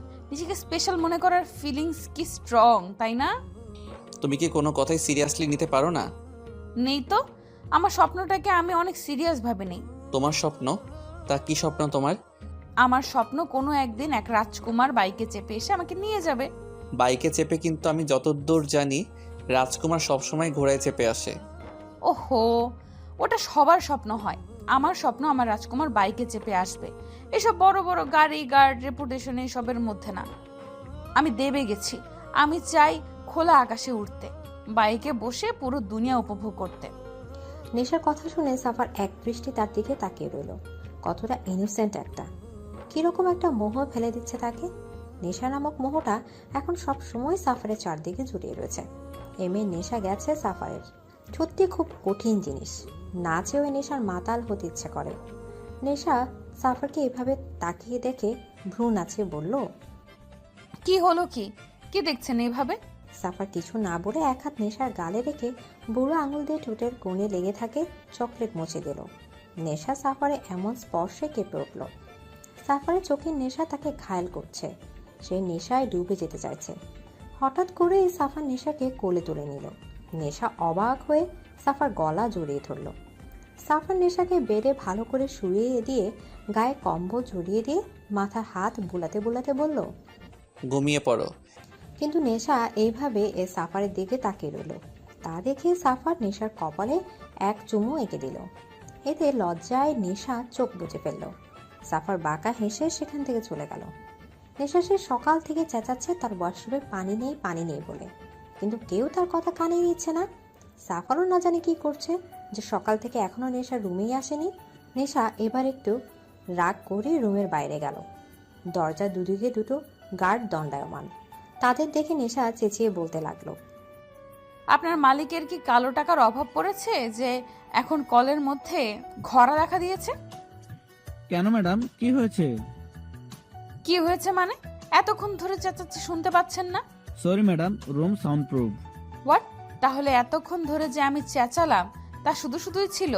খামোখা মাথা ব্যথা ধরালাম? ধুর, এত কথা বাদ সাত। এখন দেখুন আমার কলে পানি আসছে না কেন। ওকে ম্যাডাম, আমি দেখছি। একটা গার্ড চলে গেল। নেশা রুমে ঢোকার সময় পাশের রুমের দরজা খোলা দেখলো। ভেতরেও কেউ নেই মনে হচ্ছে। এই সুযোগে নেশা নিজের কাপড় নিয়ে পাশের রুমে চলে গেল। রুমে কেউ নেই। নেশা একটা স্বস্তির নিঃশ্বাস ফেলে ওয়াশরুমে ঢুকে পড়ল। দরজা নক করে সামনে তাকাতেই নেশার চোখ চড়ক গাছ। সামনে একজন দানব খালি গায়ে একটা প্যান্ট পরা অবস্থায় শাওয়ারে ভিজছে।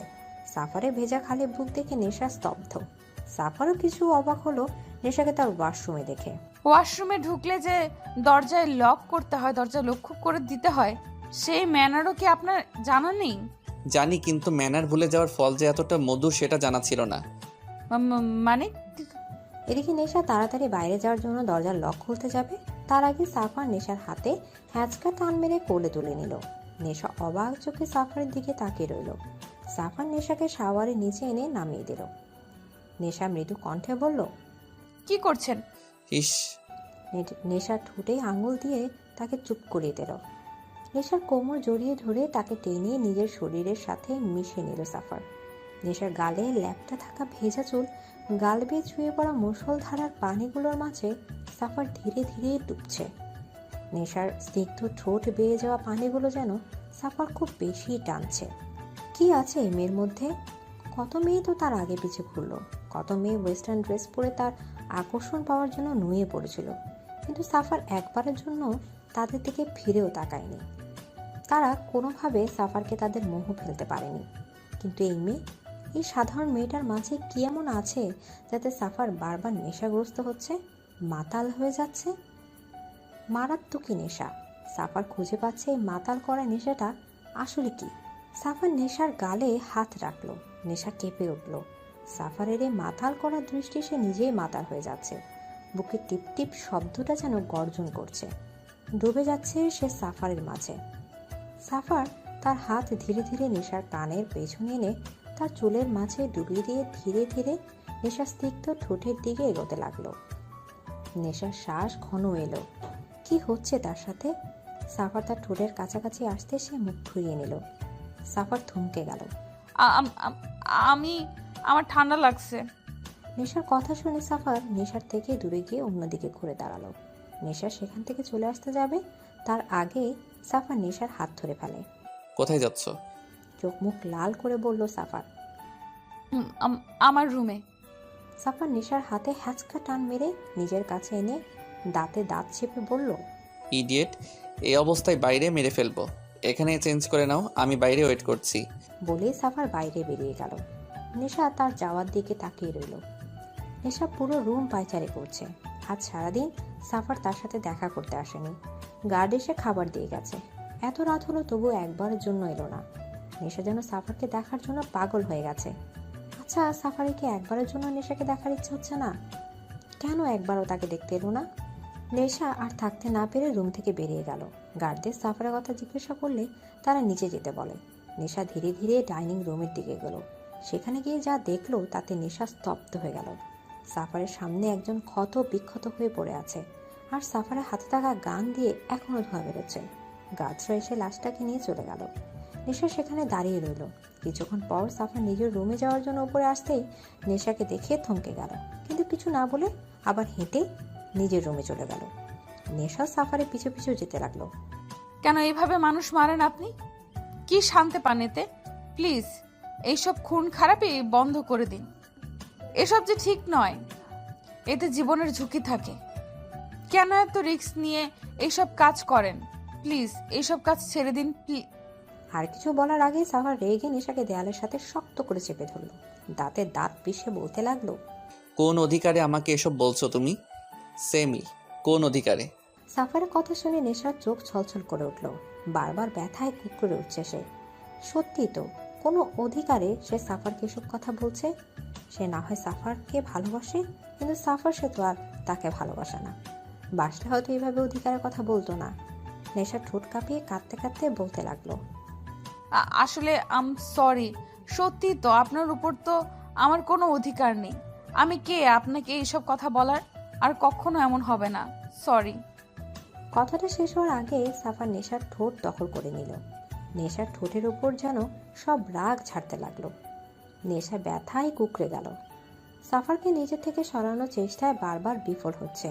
ধীরে ধীরে সাফার রাগ কমিয়ে ভালোবাসার সাথে নেশাতে ডুবতে লাগলো। ভালোবাসার চাদরে জড়িয়ে নিতে লাগলো নেশাকে। নেশাও যেন সাফার ভালোবাসার কাছে হেরে যাচ্ছে, ডুবে যাচ্ছে তার মাঝে। নেশা দু হাতে সাফারের বুকের শার্ট খামচে ধরল। সাফার নেশার ঠোঁট ছেড়ে গলায় নেমে এলো। ভালোবাসার স্পর্শে ভরে দিতে লাগলো নেশাকে। হঠাৎই নেশা সাফারকে ধাক্কা মেরে সরিয়ে দিল। আকর্ষক ঘটনায় সাফার দু কদম পিছিয়ে নিজেকে সামলে নিয়ে নেশার দিকে অগ্নি দৃষ্টি নিক্ষেপ করলো। নেশা কাঁদতে কাঁদতে নিজের রুমে চলে গেল। আলমারি থেকে ব্যাগ বের করে কাপড় প্যাক করতে লাগলো। সে আর এক মুহূর্ত এখানে থাকবে না। সে ভেবেছিল সাফার হয়তো তাকে ভালোবাসে, আর সেই জন্য সে তাকে এখানে আটকে রেখেছে। কিন্তু সে সম্পূর্ণ ভুল। যদি সাফার তাকে ভালোবাসতো তাহলে আজ এভাবে অধিকারের কথা বলতে পারতো না। সাফারের উপর যে তার কোনো অধিকার নেই তা খুব ভালো করে বুঝিয়ে দিল। সে একটা আশা নিয়ে এখানে ছিল যে হয়তো সাফার তাকে ভালোবাসে, কিন্তু আজ সেটাও প্রমাণ হয়ে গেল সাফার তাকে ভালোবাসে না। তাহলে সে এখানে কিসের জন্য থাকবে? এক মুহূর্ত সে এখানে থাকবে না, এখনই চলে যাবে। কিন্তু ও ব্যাগ গোছাচ্ছে কেন? ও কি শ্বশুর বাড়ি থেকে বাবের বাড়ি চলে যাচ্ছে যে ও ব্যাগ গোছানো শুরু করেছে? সে তো কিডন্যাপ হয়েছে, আর এখন সে এখান থেকে চলে যাচ্ছে। তা ব্যাগ গুছিয়ে কি করবে ও? ধুর, ব্যাগ বেডের উপর ছুঁড়ে ফেলে রুম থেকে বেরোনোর জন্য দরজা খুলতে যাবে। তার আগে সাফার রুমে এসে দরজা লাগিয়ে দিল, আর নেশাকে দরজার সাথেই শক্ত করে চেপে ধরল। কোথায় যাচ্ছ? দাঁতে দাঁত চেপে বলল সাফার। নেশা মুখ ঘুরিয়ে শক্ত মুখে বলল, আমি বাড়ি যাব। এখানে তোমাকে সুবিধে দিয়ে রেখেছি বলে ভেবো না যে যা খুশি তাই করতে পারবে। এখানে আমার ইচ্ছা ছাড়া তুমি এক পাও বাইরে বেরোতে পারবে না। আমি শুনতে চাই না। আমি বাড়ি যাব মানে যাব। আমি এখন এখানে থাকবো না। বললাম তো তুমি যেতে পারবে না, আমি যেতে দেব না। কেন কেন আমাকে আটকে রেখেছেন? বলবেন প্লিজ। আমি জানতে চাই আমাকে এখানে কেন আটকে রাখা হয়েছে। কি করেছি আমি? কেন আমি এখানে বন্দি হয়ে আছি? কিছুক্ষণ আগেও ভেবেছিল হয়তো আপনার মনে আমার জন্য একটু হলেও ফিলিংস আছে। সেই ফিলিংসটার লোভেই তো এখানে ছিলাম। আপনার প্রতি সফট কর্নার ছিল বলেই কিডন্যাপ হওয়ার পরেও এখানে কত সহজভাবে থেকেছি আমি। কিন্তু এখন সবটা ক্লিয়ার হয়ে গেল। আমার অনুভূতিটাই তুচ্ছ ছিল। আমার আপনার কোনো অনুভূতি নেই। আমি খামোখা এত দূর ভেবেছিলাম আপনার ওপর আমার কোনো অধিকার নেই, তাই এখানে থাকারও কোনো মানে হয় না। এখন যদি মেরেও ফেলেন তাও আমি এখানে থাকবো না। আমি বাড়ি যাব, আর এক্ষুনি যাব। এদিকে নেশা কথা বলেই যাচ্ছে, আর সাফার এক দৃষ্টিতে নেশার দিকে তাকিয়ে আছে। নেশার কথাগুলো সাফারের বুকের বাঁ পাশে গিয়ে বিঁধেছে। সাফার কিছু না বলে নেশাকে তার বুকে জড়িয়ে নিল। নেশা স্তব্ধ হয়ে গেল। ইডিয়েট, এতদিনে এটাও বোঝোনি how much I love you. ভালোবাসি তোমাকে, বোঝো না তুমি? তোমার এত কাছে এসে তোমাকে বুঝিয়ে দিলাম আমার উপর তোমার অধিকার কি, তাও বুঝলে না ইডিয়েট। ভালোবাসি নেশা, খুব ভালোবাসি তোমাকে। সাফারের কথাগুলো নেশার নাক টেনে কাঁদতে লাগলো। নেশাকে কাঁদতে দেখে সাফার তাকে ছেড়ে দু হাতে বাহু ধরে বলল, কি হলো, কাঁদছো কেন? আপনি আমাকে ভালোবাসেন না, একদমই ভালোবাসেন না। বললাম তো ভালোবাসি। ভালোবাসলে আমাকে সবসময় এইভাবে ইডিয়েট বলতেন না। ইডিয়েটদের কেউ ভালোবাসে না, আপনিও ভালোবাসবেন না। বলে হাত দিয়ে নাক ঘষল নেশা। নেশার কথা শুনে সাফার বাঁকা হেসে তাকে আবার জড়িয়ে ধরল। তুমি ইডিয়েট, অনেক বড় ইডিয়েট, কিন্তু ইডিয়েট হলেও তুমি শুধুই আমার। আমি আমার এই ইডিয়েটকেই ভালোবাসি। আমার এই ইডিয়েটকে চাই, বুঝেছো? সাফারের কথা শুনে নেশা ফিক করে হেসে সোফার পেছন থেকে জড়িয়ে ধরল। সাফার আরো শক্ত করে নেশাকে জড়িয়ে ধরল। কতদিন ধরে এদিন অপেক্ষা ছিল সাফার। নেশাকে বুকে নেওয়ার লোভটা সেই প্রথম রাতেই হয়েছিল, যেদিন সে গাড়িতে তার বুকের মাঝে ঘুমিয়েছিল। সেই থেকে সাফার বারবার তার বুকে শুধু নেশাকে চেয়েছে। আজ তাকে নিজের বুকে পেয়ে যেন সাফারের বুকের শান্তি হিমেল বাতাস বয়ে গেল। কখনো সে নেশাকে তার থেকে দূরে যেতে দেবে না, কখনো না। এভাবে বুকে জড়িয়ে ধরে রাখবে। এদিকে পরদিন সাফার আর নেশা দুজনে একসাথে খুনসুটিতে কাটিয়ে দিল। নেশা আজ সাফারকে বাইরে যেতে দেয়নি। সারাদিন বকবক করে সাফারের কান পাকিয়ে ফেলেছে। মাঝে মাঝে সাফার ধমক দিয়ে তাকে থামিয়ে দিলেও তা শুধু ক্ষণিকের জন্যই, কিছুক্ষণ পর আবার শুরু হয়ে যায়। রাতে সাফার খাবার আনতে বাইরে যায়। খাবার নিয়ে রুমে আসতে সাফার থ হয়ে দাঁড়িয়ে আছে। নেশা একটা লাল ব্লাউজ আর পেটিকোট পরে সেই লাল শাড়িটা নিজের শরীরে শুধু প্যাঁচাচ্ছে। সাফারকে দেখে নেশা শাড়ি নিজের শরীর ঢেকে নিল। এই, আপনাকে কতবার বলেছি আমার রুমে নক করে আসবেন? নেশার কথা শুনে সাফারের রাগ মাথায় চড়ল। আমি আমার বাড়িতে কোথায় নক করে যাব কোথায় না তা তোমাকে বলতে হবে না। আর তুমি এখন শাড়ি পরছো কেন? বাইরে যাব তাই। বাইরে যাবে মানে? অত কথা বাদ দিন, আর আপনি বাইরে যান, আমি শাড়ি পরবো। সাফার কিছু না বলে হাত থেকে ট্রেটা টেবিলে রেখে নেশার দিকে এগিয়ে গেল। কি হলো, আপনাকে বাইরে যেতে বললাম আর আপনি এগিয়ে আসছেন কেন? নেশার ঠোঁটে আঙুল রেখে তাকে চুপ করিয়ে দিয়ে তার হাত থেকে আঁচল টেনে নিল। নেশা দু হাতে নিজেকে ঢাকার চেষ্টায় ব্যস্ত হয়ে পড়ল। সাফার সেদিকে কোনো খেয়াল না করে নেশাকে শাড়ি পরাতে লাগলো। শাড়ি পরানোর সময় অনেকবার সাফারের হাত নেশার শরীর ছুঁয়ে যাচ্ছে, যাতে নেশা বারবার কেঁপে উঠছে। সাফার কুঁজে করে নেশার কোমরে ঘুষে দিল। নেশার সাদা পিঠের মাঝখানে থাকা নাভিটা সাফারকে খুব বেশি টানছে। নিজেকে আটকে রাখতে না পেরে সাফার নেশার নাভির ওপর ঠোঁট বসালো। নেশার দম বন্ধ এলো। প্রায় অনেকক্ষণ পর সাফার নেশাকে শাড়িটা পরিয়ে দূরে গিয়ে নেশাকে দেখতে লাগলো। নেশা কোমরে হাত দিয়ে ছোট ছোট চোখে সাফারকে দেখতে লাগলো। সাফার নেশার এই দৃষ্টি দেখে বলল, কি হলো, এভাবে কি দেখছো? এদিকে নেশা সাফারের কথা শুনে তার দিকে তেড়ে গেল। এই, সত্যি করে বলুন, এর আগে কয়টা মেয়েকে আপনি শাড়ি পরিয়েছেন? মানে কি? মানে কি মানে? আপনি এত সুন্দর করে শাড়ি পরানো কোথা থেকে শিখলেন? নিশ্চয়ই এর আগে কোনো মেয়েকে এভাবে শাড়ি পরিয়েছেন। আমি কোনো মেয়েকে কেন শাড়ি পরাতে যাব? যে কারণে আমাকে পরালেন। তোমার সাথে অন্য কারো তুলনা তুমি কেন করছো? করতে হচ্ছে। আপনি বলুন, আপনি সুন্দর করে শাড়ি পরানো কোথায় শিখলেন? আমি জানতাম তুমি শাড়ি পরতে পারো না, তাই শাড়িটা যখন তুমি পরবে তখন যে তোমাকে হেল্প করতে হবে তা আমি খুব ভালো করেই জানতাম, তাই ইন্টারনেটে আগে থেকেই শিখে রেখেছি। সত্যি? তো ও সরি। সাফার এবার রাগে চোখে নেশার দিকে তাকালো। এই প্রথম ও কাউকে কৈফিয়ত দিল, আর প্রথমবার কাউকে ভয়ও পেল। সাফার নেশা রাস্তার ধার ঘেঁষে হাঁটছে। সাফার বারণ করার পরও নেশা কোনো বাধা মানেনি। তার নাকি ঘরের মধ্যে বসে থাকতে থাকতে দম বন্ধ হয়ে আসছে। সে আজ বাইরে পরিবেশ অনুভব করবে, তাই না চাওয়া সত্ত্বেও সাফারকে নেশাকে সাথে নিয়ে বেরোতে হলো। নেশা আইসক্রিম খাচ্ছে আর বক বক করছে। সাফার চুপচাপ তার কথা শুনছে। নেশার বকবকানি গুলোই ও নেশায় পড়ে গেছে সাফার। সে খুব ভালো করে বুঝে গেছে নেশা ছাড়া সে আর কিচ্ছু নয়। নেশাই তার সব কিছু। নেশাকে ছাড়া সে এক মুহূর্ত থাকতে পারবে না। নেশার নিঃশ্বাসের শব্দ না শুনতে তার শ্বাস নেওয়া কঠিন হয়ে পড়ে। মারাত্মকভাবে নেশায় পড়ে গেছে। এই নেশা থেকে বেরোনো সাফারের সাধ্য নেই, আর সে কখনোই নেশা থেকে বেরোতেও চায় না। সাফার নেশার দিকে তাকিয়ে এসবই ভাবছিল, তখন কিছু গার্ড এসে তাদের দুজনকে ঘিরে ধরল। সাফার নেশা অবাক হয়ে সে গাছের দিকে তাকিয়ে আছে। সাফার তাদের দেখে দাঁতে দাঁত চেপে এক হাতে শক্ত করে নেশার হাত ধরল, যেন ছেড়ে দিলে নেশা তার হাতে হারিয়ে যাবে। তখনই তাদের সামনে এসে দাঁড়ালো সম্রাট। সম্রাটকে দেখে নেশার চোখ জ্বলজ্বল করে উঠল। সাফারের থেকে হাত ছেড়ে দৌড়ে এসে সম্রাটের বুকে হুমড়ি খেয়ে পড়ল। পাপা, পাপা কেমন আছো তুমি? ভালো মা, তুই ভালো আছিস তো? তোর কোনো ক্ষতি হয়নি তো? নো পাপা, আমি ঠিক আছি, আমার কিচ্ছুটি হয়নি। সাফার ফ্যাল ফ্যাল চোখে নেশার দিকে তাকিয়ে আছে। তার মনে কেউ তার বুক থেকে কলেজে ছিঁড়ে নিয়ে চলে গেল। নেশার হারানোর ভয়টা তার সত্যি হতে চলেছে। এমন সময় হঠাৎই পেছন থেকে একটা গার্ডস এসে গান দিয়ে সাফারের মাথায় আঘাত করলো। সাফার মাথায় আঘাত পেয়ে হাঁটু গেড়ে রাস্তায় বসে পড়ল। সাফারকে আঘাত করতে দেখে নেশা বিচলিত হয়ে উঠল। পাপা পাপা, ওনাকে মারছে ওরা, ওনাকে মারতে বারণ করো, উনি কিছু করেনি, বিশ্বাস করো, উনি কিচ্ছু করেনি। বলেই নেশা দৌড়ে সাফারের কাছে আসতে চাইলে তার আগে সম্রাট তার হাত ধরে ফেলে। অনেক কিছু করেছে ও তোকে ইউজ করে আমাকে ব্ল্যাকমেল করতে চেয়েছিল, কিন্তু ও জানে না এই সম্রাট নিজের পরিবারের জন্য কি কি করতে পারে।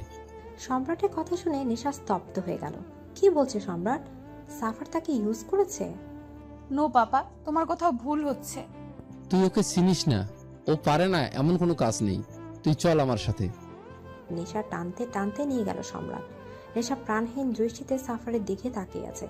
সাফার তাকে ইউজ করেছে কথাটা যেন সে মানতেই পারছে না। অন্যদিকে গার্ড সাফারকে একের পর এক আঘাত করেই যাচ্ছে, কিন্তু সাফারের দৃষ্টি নেশার দিকে। আজ তার ভয় সত্যি হলো। নেশাকে সে হারিয়ে ফেলল। এই হারিয়ে ফেলার ভয়ে তো কাল সম্রাটের গোপন দূতকে মেরেছিল, কিন্তু তবুও সে নেশাকে আটকে রাখতে পারল না। নেশা চলে গেলে সাফার দাঁত মুখ শক্ত করে গার্ডসদের দিকে তাকায়। গার্ডসরা ভয়ে একটু পিছিয়ে যায়। পরের দিন নেশা ভার্সিটি যাওয়ার নামে সাফারে বাড়ি যায়।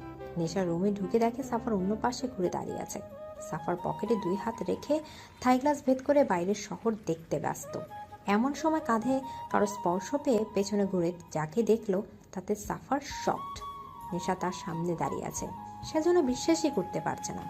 সাফারের মাথায় ব্যান্ডেজ দেখে নেশার চোখ ছলছল করে উঠল। নেশা, কেন ঠকালেন আমায়? কি বলছো এসব? কেন ঠকালেন আমায়? ভালোবাসার নামে ইউজ করলেন আমাকে। কেন আপনাকে ভালোবাসার এত বড় শাস্তি দিলেন আমাকে? নেশা, বিশ্বাস করো আমি তোমাকে ব্যবহার করিনি। বন্ধ করুন আপনার নাটক। এখনো কি আপনার কার্যসিদ্ধি বাকি? এখন আমাকে ইউজ করতে চাইছেন? ভালোবাসার নামে মিথ্যা কথা না বললেও পারতেন। কিডন্যাপ করে এনে দড়ি দিয়ে বেঁধে রাখতেন, সারাদিন না খাইয়ে রাখতেন, তাতেও তো হতো। হ্যাঁ, কষ্ট হতো আমার, কিন্তু এতটাও হতো না। আমার যে দম বন্ধ হয়ে আসছে। আপনি কি করে পারলেন আমার অনুভূতিগুলো নিয়ে খেলতে? নেশা, একবার আমার কথাটা শোনো। বলে যে নেশাকে ধরতে যাবে তখনই নেশা সরে গেল। Don't touch me. আমারই ভুল ছিল, আমি আপনাকে ভালোবেসেছি। ভুলে গেছিলাম আপনি একজন মাফিয়া। মাফিয়ারা সবসময় স্বার্থপর হয়। যারা নিজ স্বার্থে মানুষ খুন করতে পারে তারা কিভাবে কাউকে ভালোবাসতে পারবে?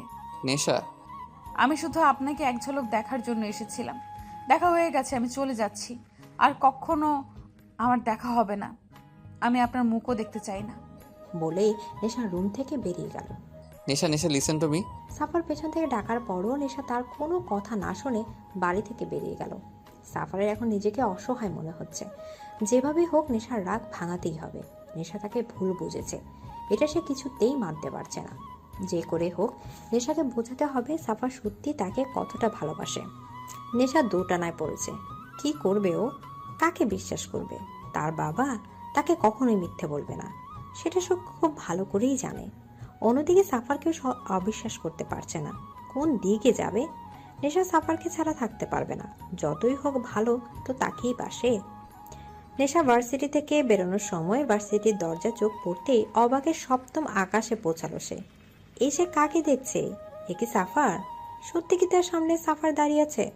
ভার্সিটির সামনে কালো টি শার্টের উপর কালো শার্ট আর কালো গ্যাভার্ডিং এর প্যান্ট, চোখে কালো সানগ্লাস পরে কালো বাইকের উপর বসে আছে। পুরো হিরো লাগছে। নেশাকে দেখে বাইক থেকে উঠে দাঁড়ালো। নেশা এভাবে সাফারকে দেখে কিছুক্ষণের জন্য থ মেরে গেলেও পরক্ষণে নিজেকে সামলে তার থেকে চোখ সরিয়ে সোজা হাঁটতে লাগলো। 4-5 গার্ড তাকে ঘিরে রেখেছে। ভার্সিটির বাইরে বেরোতে সাফা নেশার দিকে এগিয়ে এলো। সাথে সাথে নেশার গার্ডসরা সাফারের বাহু ধরে তাকে আটকালো। সাফারের গায়ে হাত দেওয়ার সাথে সাথে সাফার চোখ মুখ শক্ত করে তাদের দিকে তাকালো। কোথা থেকে কয়েকটা গার্ড এসে নেশার গার্ডদের ঘিরে ধরলো। তারা 4 জন আর সাফারের গার্ড 8 জন। কিভাবে পারবে তারা? নেশা তাদের এই অবস্থা দেখে সাফারের দিকে রাগেই লোক ছুড়ে দিয়ে গাড়িতে বসতে গেলে সাফার নেশা হাতে হ্যাচকে টান মেরে তাকে গাড়ির সাথে চেপে ধরলো। কি করছেন? কি ছাড়ো না আমাকে। না, ছাড়বো না, তোমাকে আমার কথা শুনতে হবে। আপনার কোনো কথাই শুনবো না আমি, ছাড়ো না আমাকে। Shut up and listen to me idiot. I love you. I love you forever and ever. কেন বুঝছো না? আমি তোমাকে ইউজ করিনি, ভালোবাসি তোমাকে। সেই প্রথম দিন থেকে তোমাকে ভালোবাসি। তোমার অভ্যাস হয়ে গেছে আমার তোমার উপর বিরক্ত না হলে যে আমার ভালো লাগে না, তোমার বকবক না শুনলে যে আমার ভালো লাগে না। নেশা, তোমাকে যদি আমার ব্যবহার করার হতো তাহলে অনেক দিন আগে সেটা করতাম। যখন জেনেছিলাম তুমি সম্রাট খানের মেয়ে, তখন আমি তোমাকে ইগনোর করতে শুরু করেছিলাম। তোমার থেকে দূরে যেতে চেয়েছিলাম, কিন্তু পারিনি। তোমার থেকে দূরে থাকতে পারিনি। আমি জানি তোমার বাবা কখনোই আমাদের মেনে নেবে না, তাই আমি তোমায় আমার কাছে নিয়ে গিয়েছিলাম। তোমার বাবাকে ব্ল্যাকমেল করার জন্য নয়। যদি এরকমটাই হতো তাহলে আমি নিশ্চয়ই ওনার দুর্বলতার সুযোগ নিতাম, কিন্তু আমি তা করিনি। আমি পিছু সরে এসেছি শুধু তোমার জন্য, তোমাকে ভালোবাসি বলে। প্লিজ আমাকে ভুল বোঝো না নেশা, আমি সত্যিই তোমাকে ভালোবাসি। হয়েছে, আপনার ড্রামা শেষ হয়েছে। আমাকে ইউজ করা এখনো বাকি আছে আপনার, যে এখনো ড্রামা চালিয়েই যাচ্ছেন। দেখুন, যদি আপনার সেরকম কোনো ইন্টেনশন থাকে তো আমাকে আপনি সোজাসুজি বলে দিচ্ছি, আমি আর আপনার এই ফাঁদে পা দিচ্ছি না। আমি অতটাও বোকা নই যে আবার আপনার কথায় চলে আসবো আমি। ছাড়ুন আমাকে। এদিকে বলে ঝটকা মেরে নিজেকে ছাড়িয়ে দিয়ে গাড়িতে বসলো নেশা। আমার গার্ডদের যেতে দিন। নেশা, আমার কথা প্লিজ। আমি কোনো কথা শুনতে চাই না। এবার সাফারের রাগে মাথা ফেটে যাচ্ছে। রাগের মাথায় পা দিয়ে কারে এক এক লাথি মারা শুরু করলো। নেশা প্রত্যেকটা লাথিতে ভয় কেঁপে উঠছে। কাজতে ছেড়ে দিলে নেশার গাড়ি চলে যায়, কিন্তু সাফারের রাগ তো কিছুতেই কমছে না। কিছু শেষ করে দেওয়ার ইচ্ছা করছে। রাতে সাফার নিজের রুমে বসে ড্রিঙ্কস করছে। ওই মেয়ের সাহস হলো কি করে আমাকে ইগনোর করার? আমাকে সাফারকে ইগনোর করলো ও? আমাকে বলছে আমি ড্রামা করছি। How dare she! কি যোগ্যতা আছে ওর এই সাফারের ভালোবাসা পাওয়ার? ওর থেকেও হাজারটা ভালো মেয়ে আমার পেছনে ঘুরে। Who is she? ওকে আমাকে ইগনোর করার? এত করে বলার পরেও শুনলো না। ওকে শুনতে হবে না। এই সাফার কারো পরোয়া করে না। ওর মতো তুচ্ছ মেয়ের আমি কেন কষ্ট পাবো? ওর থেকে হাজার গুণে ভালো মেয়ে আমার কাছে আসার জন্য মরে যাচ্ছে। আমি কিনা তাকে মানানোর জন্য গেলাম। This is too much. আর কখনো ওই মেয়ের কথা ভাববো না আমি। চলে গিয়েছে তো কী হয়েছে? এই সাফারে কারো পরোয়া করে না। আর কখনো যাব না ওর কাছে কখনো। ইডিয়েট একটা। পরের দিন বিকেলে নেশার বাড়ির সামনে সাফার বাইক নিয়ে দাঁড়িয়ে আছে। নেশা আজ ভার্সিটি যায়নি, যার কারণে তাকে বাড়িতে আসতে হলো। সে কখন থেকে বসে আছে সাফার, কিন্তু নেশার টিকিটিরও দেখা মিলছে না। ও এক দৃষ্টিতে নেশার রুমের বারান্দার দিকে তাকিয়ে আছে। এমন সময় নেশা দু হাত উপরে করে হামি নিতে নিতে বারান্দা এলো। নেশাকে দেখে সাফার অটোমেটিক দাঁড়িয়ে পড়লো। বুকের ভেতর থকথক আওয়াজ শুরু হলো। একটা pink colour ladies T shirt আর পায়জামা পরা চুলগুলো এলোমেলো ঘুম ঘুম চোখে ছোট বাচ্চাদের মতো বারান্দায় এসে দাঁড়ালো। নেশার এই কিউটনেস যে সাফারকে ঘায়াল করছে সেদিকে তার খেয়ালই নেই। নেশা বারান্দার রেলিংয়ে হাত রেখে চারদিক দেখতে দেখতে হঠাৎই সাফারের দিকে চোখ গেল। সাফারকে দেখে নেশা ভূত দেখার মতো চমকে উঠে দূর দূর করে সোজা রুমে চলে যায়। এসে কাকে দেখলো? স্বপ্ন দেখছে না তো? সাফার তাদের বাড়ির সামনে। ও গড! একবার যদি তাকে নেশার বাবা দেখে ফেলে, লঙ্কা কাণ্ড বেঁধে যাবে। এখন সে কি করবে? এক হাত কোমরে আর হাতের আঙুল দাঁত দিয়ে কামড়ে ধরে রুমের মধ্যে পায়চারি করছে নেশা। চিন্তায় সে মরে যাচ্ছে। এদিকে সাফার বিরক্তির চরম পর্যায়ে পৌঁছে গেছে। Such a idiot girl. এইভাবে ভেতরে যাওয়ার কি মানে? একটু যে মন ভরে দেখবো তাতেও এই মেয়েটার প্রবলেম। একে নিয়ে যে কি করব। সাফার পকেট থেকে ফোন বের করে নেশাকে ফোন দিল। নেশা পায়চারি করছিল এমন সময় ফোন বেজে ওঠে। সাথে সাথে নেশা চমকে ওঠে। উফ! এই ফোনটাও এখন নেশাকে ভয় দেখানো শুরু করলো। ফোন হাতে নিয়ে দেখে আননোন নাম্বার। নেশা প্রচন্ড বিরক্তির সাথে ফোন রিসিভ করলো। ফোন কানে দেওয়ার সাথে সাথে বকুনির বর্ষণ বয়ে এলো কানে। এই মেয়ে, তোমার প্রবলেম কি? ভেতরে চলে গেলে কেন? ইডিয়েট মেয়ে একটা। ভেতরে চলে গিয়ে কি বোঝাতে চাইছো? যে তুমি খুব ইন্টেলিজেন্ট আর আমি অ্যাজ এ ফুল এখানে দাঁড়িয়ে আছি তোমাকে দেখার জন্য? চুপচাপ কোনো কথা না বলে এক্ষুনি বারান্দায় এসো। নেশা বকুনিকে কোনো কথা না বলে বাধ্য মেয়ের মতো বারান্দায় চলে গেল। এখন চুপচাপ ওখানে দাঁড়িয়ে থাকো। নেশা বোকার মতো দাঁড়িয়ে রইল। আর সাফার তার নেশাকে মন ভরে দেখতে লাগলো। এই পিচ্চিটা কি না এখন তার নেশা? ভাবা যায় যে সাফার কখনো কারোর তোয়াক্কা করতো না, আর সেই কিনা এই একটা পিচ্চির জন্য এখানে দাঁড়িয়ে আছে। এটা নিশ্চিত একটা হাস্যকর ব্যাপার, কিন্তু সাফারের কাছে এই ব্যাপারটা কেন জানি ভালোই লাগছে।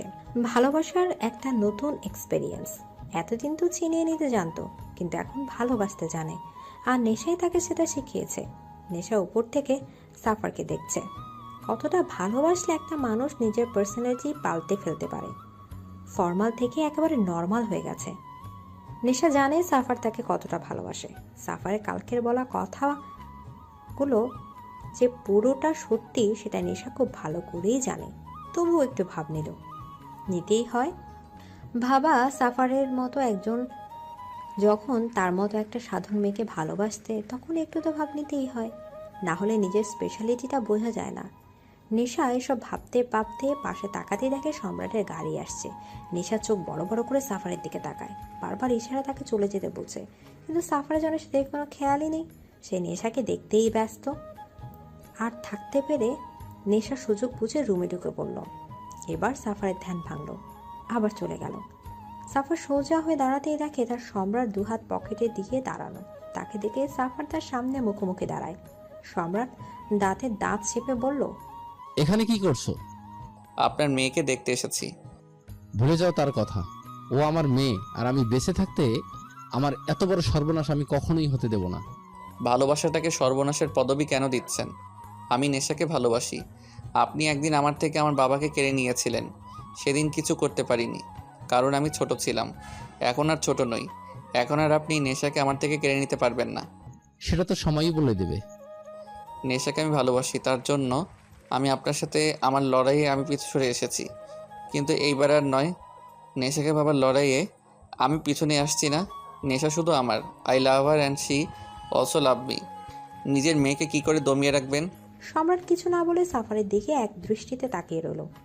বেশ কিছুক্ষণ পর বলল, চলে যাও এখান থেকে।